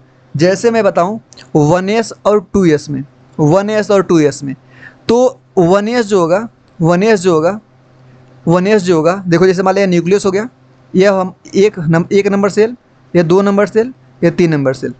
तो 1s में और 2s में पहले कौन आ रहा है, पहले यहाँ पे कौन आ रहा है, 1s ना, तो पहले इलेक्ट्रॉन 1s से भरेगा कि 2s में भरेगा, तो सिंपल सी बात है भाई, 1s में भरेंगे, क्योंकि ज़्यादा स्टेबल है। ज़्यादा स्टेबल है मतलब कि एनर्जी कम है। 1s की एनर्जी 1s की एनर्जी क्या है, कम है। क्यों, क्योंकि स्टेबिलिटी ज़्यादा है। तो पहले 1s में भरेंगे, फिर भरेंगे हम 2s में। तो इस प्रकार ऑर्डर बनता है। ठीक है, जैसे देखो ये वाला आपको दिखा रहा हूँ ग्राफ, इसको आप बना लेना। देखो यहाँ पे दिख रहा है ना, ये वाला, यह जो दिख रहा है इसी की बात कर रहे हैं, ये ऑर्डर होता है, पहले 1 उसके बढ़ते इसकी एनर्जी कम होगी। हम दिमाग लगा लेंगे ना कैसा होगा, कौन न्यूक्लियस ज़्यादा पास होगा, वो ज़्यादा स्टेबल होगा, ज़्यादा स्टेबल होगा तो उसकी एनर्जी क्या होगी, कम होगी। अब मैं आपको एक क्रम बताता हूँ जहाँ पे यह फेल होता है, जहाँ पे आप बहुत फेल होता है ना, उसके बाद हम n+l रूल लगाते हैं। पहले बताता हूँ, कहीं ऐसा होगा ना कि दोनों का सेम आ जाएगा, तो वहाँ पे हमें n+l रूल से जाना पड़ता है। अभी मैं बताता हूँ कुछ, पहले एग्जाम्पल मैं करके आपको बताता हूँ। देखो जैसे मैं हाइड्रोजन की बात करूँ, हीलियम की बात करूँ, लिथियम की बात करूँ, बेरिलियम की बात करूँ, boron, carbon, nitrogen, oxygen, fluorine, अरे फ्लोरीन, नियोन। ठीक है, पहले इतना करते हैं, 10 का करते हैं पहले। देखो इसका एटॉमिक नंबर 1, इसका 2, 3, इसका 4, 5, इसका 6, 7, 8, 9, 10 भर दिया हमने। अब जब इसमें एक ही इलेक्ट्रॉन है तो 1s लिखते हैं पहले।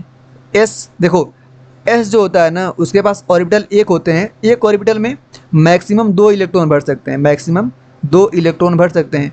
तो s के पास 2 ही इलेक्ट्रॉन मैक्सिमम भर सकते हैं, इसलिए देखना s ब्लॉक जो होता है ना, उसमें 2 ही ग्रुप होते हैं, ऐसी ऐसी लाइन जो होती है 2 ही होते हैं। अब देखो p ब्लॉक जो हमारा था, जो p ऑर्बिटल है, उसमें कितना हमने बताया, 3 बताया था ना हमने, 3, 1, 2, 3। इसमें मैक्सिमम कितने इलेक्ट्रॉन भर, जब एक में 2 भर सकते हैं तो इसमें कितना भर सकते हैं, 6 भर सकते हैं। इसलिए देखना पीरियोडिक टेबल में जो पी ब्लॉक है ना, उसमें कितने 6 ग्रुप ऐसे ऐसे 6 लाइन है, ठीक है ना।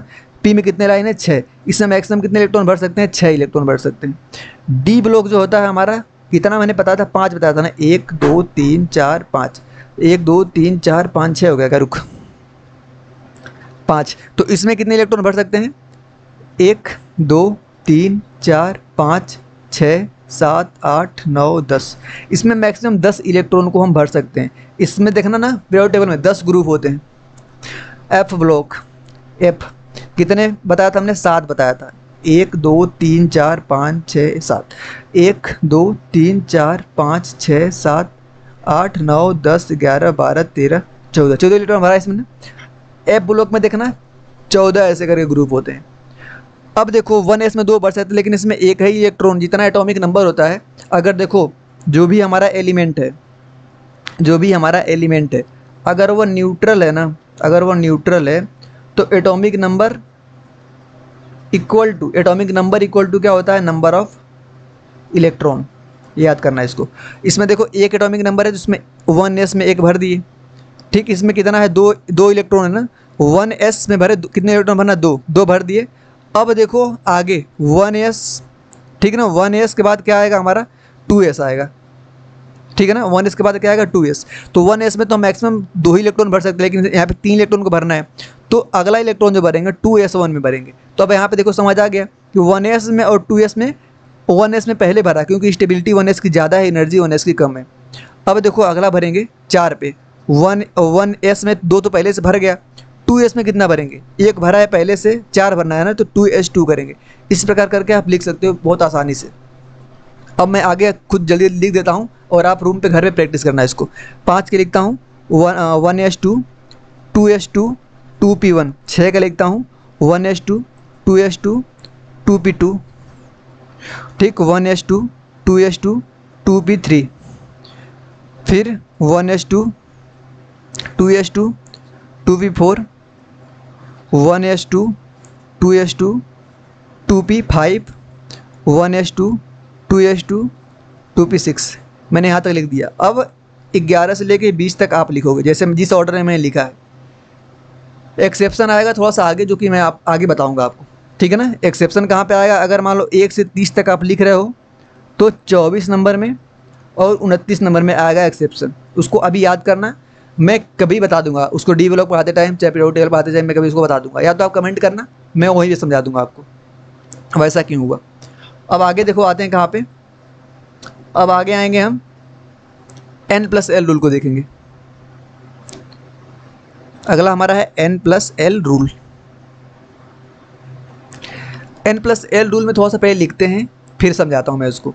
देखो यहाँ पे ध्यान से कि according to the sequence in which various cell are filled up also determine the n+n rule value. Principle क्या बोलता है इसका, the cell with lowest n+l rule. जैसे मान लो कभी ऐसा हो गया ना कि कभी हमें एक्सेप्शन मिल गया, अभी एग्जांपल समझा दूंगा, उसमें हमें क्या करना पड़ेगा ना, जहाँ पे n+l की वैल्यू कम आएगी ना, लोवेस्ट आएगी, पहले उससे फिल करेंगे, टेंशन मत लेना, नहीं समझ आ रहा है तो मैं अभी एग्जाम्पल समझाऊंगा तब समझ आएगा। जैसे 1s में 2s, फिर क्या आता है हमारा 2p आता है, फिर क्या आता है 3s आता है, फिर आता है हमारा 3p आता है, फिर आता है 4s, फिर आता है हमारा 4p। अभी देखना है यहाँ पे कि यहाँ पे सेल, यहाँ पे तो मान लो समझ आ रहा है कि 1s और 2s में 1 सेल पहले है, लेकिन यहाँ पे 2s और 2p में 2s और 2p में देखना दोनों में सेल सेम दिख रही है, दोनों में क्या सेल सेम दिख रही है, मतलब सेल सेम हो गई, मतलब वहाँ पे एनर्जी सेम हो गई, स्टेबिलिटी सेम हो गई, ऐसा लग रहा होगा हमें। तो इस ऐसी केस अगर आ जाए ना, जब दोनों सेम सेम दिखने लगे तो क्या करेंगे भाई वहाँ पे, तो उस केस में वहाँ हमें क्या करना पड़ेगा, यहाँ पे लगाना पड़ेगा n+l रूल। ठीक, कैसे लगाएंगे, देखो मैंने बताया था ना, जो L होता है जिसको हम क्या बोलते हैं, एजीमुथल क्वांटम नंबर। L की वैल्यू अगर 0 है तो हम बोलते हैं S सबसेल है, 1 है तो बोलते हैं P सबसेल है, 2 है तो बोलते हैं D सबसेल है, 3 है तो बोलते हैं F सबसेल है। यह तो होगी हमारी L की वैल्यू। यह जो आगे लगा होता है नंबर 1 2, इसके आगे 3 लगा है, यह जो नंबर होता है ना इसको बोलते हैं प्रिंसिपल क्वांटम नंबर, n की वैल्यू ये सारी लगी हुई हैं। तो इसको क्या बोलते हैं, जैसे मान लो कि इन दोनों में लगाना है ना, पहले हम इसको लगाते हैं 2s में लगाते हैं n+l रूल, 2s में लगाते हैं n+l रूल। तो 2s में n की वैल्यू बताओ कितना है, जो आगे लगा हुआ है n की वैल्यू 2। अब s के लिए l की वैल्यू बताओ, s के लिए l की वैल्यू बताओ कितना होगा 0। ठीक, अब बताओ 2p के लगाते हैं, 2p के लगाते हैं n+l रूल, 2 तो हो गया इसका n की वैल्यू, l की वैल्यू p के लिए कितना होता है 1 होता है, 1 2 1 कितना आ गया 3। अब देखो n+l की वैल्यू जहाँ पे लोवेस्ट होगी उसको पहले फर्स्ट फिल करेंगे, तो 2s और 2p में से पहले 2s फिल होगा, रीजन कि यहाँ पे 2 आ रही है वैल्यू n+l की, यहाँ पे 3 आ रही है, इसलिए पहले हमने क्या किया 2 को फिल किया, पहले 2s को फिल किया, फिर 2p को फिल किया, यह हुआ रीजन। और जहाँ पे हमें सेल बराबर दिख जाए ना, यहाँ पे सेल से समझ आ रहा है, न्यूक्लियस के सबसे करीब वाली है, फिर सेकेंड आ रही है, तो इसमें तो पहले भर दिए, 2 में बाद में भरेंगे। लेकिन अगर एक ही इस और सेल में अलग अलग सब सेल आ जाएं तो कैसे करेंगे, n+l रूल लगाएंगे। कहीं कहीं ऐसा होता है n+l रूल ही फेल होता है, कहीं कहीं ऐसा होगा कि दोनों सोल्यूशन निकालेंगे, चाहे इससे निकालें चाहे इससे निकालें, दोनों से कितना आ जाएगा, बराबर आ जाएगा। मान लो इससे भी 2 आ गया, इससे भी 2 आ गया, तब क्या करेंगे भाई, उस केस में देखेंगे कि n की वैल्यू कहाँ पे कम आ रही है, वहाँ पे क्या देखेंगे, n की वैल्यू जहाँ पे कम आएगी वो होगी क्या हमारी पहले फिल। ठीक, वो होगी पहले फिल।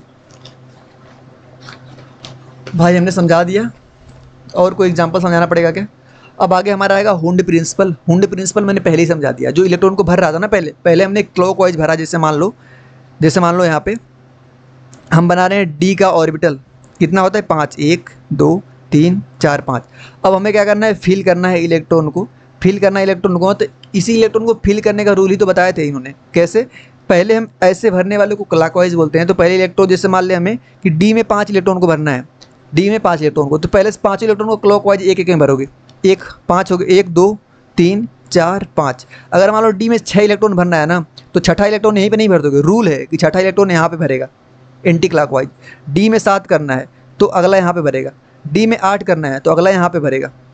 अगर मान लो डी 8 भरना है और तुम ऐसे भरना स्टार्ट कर दिए, ऐसे 1 2 3 4 5, पहले 1 भरे, 2 भरे, 3 भरे, 4 भरे, 5 भरे, 6 भरे, तो ये गलत कर रहे हो।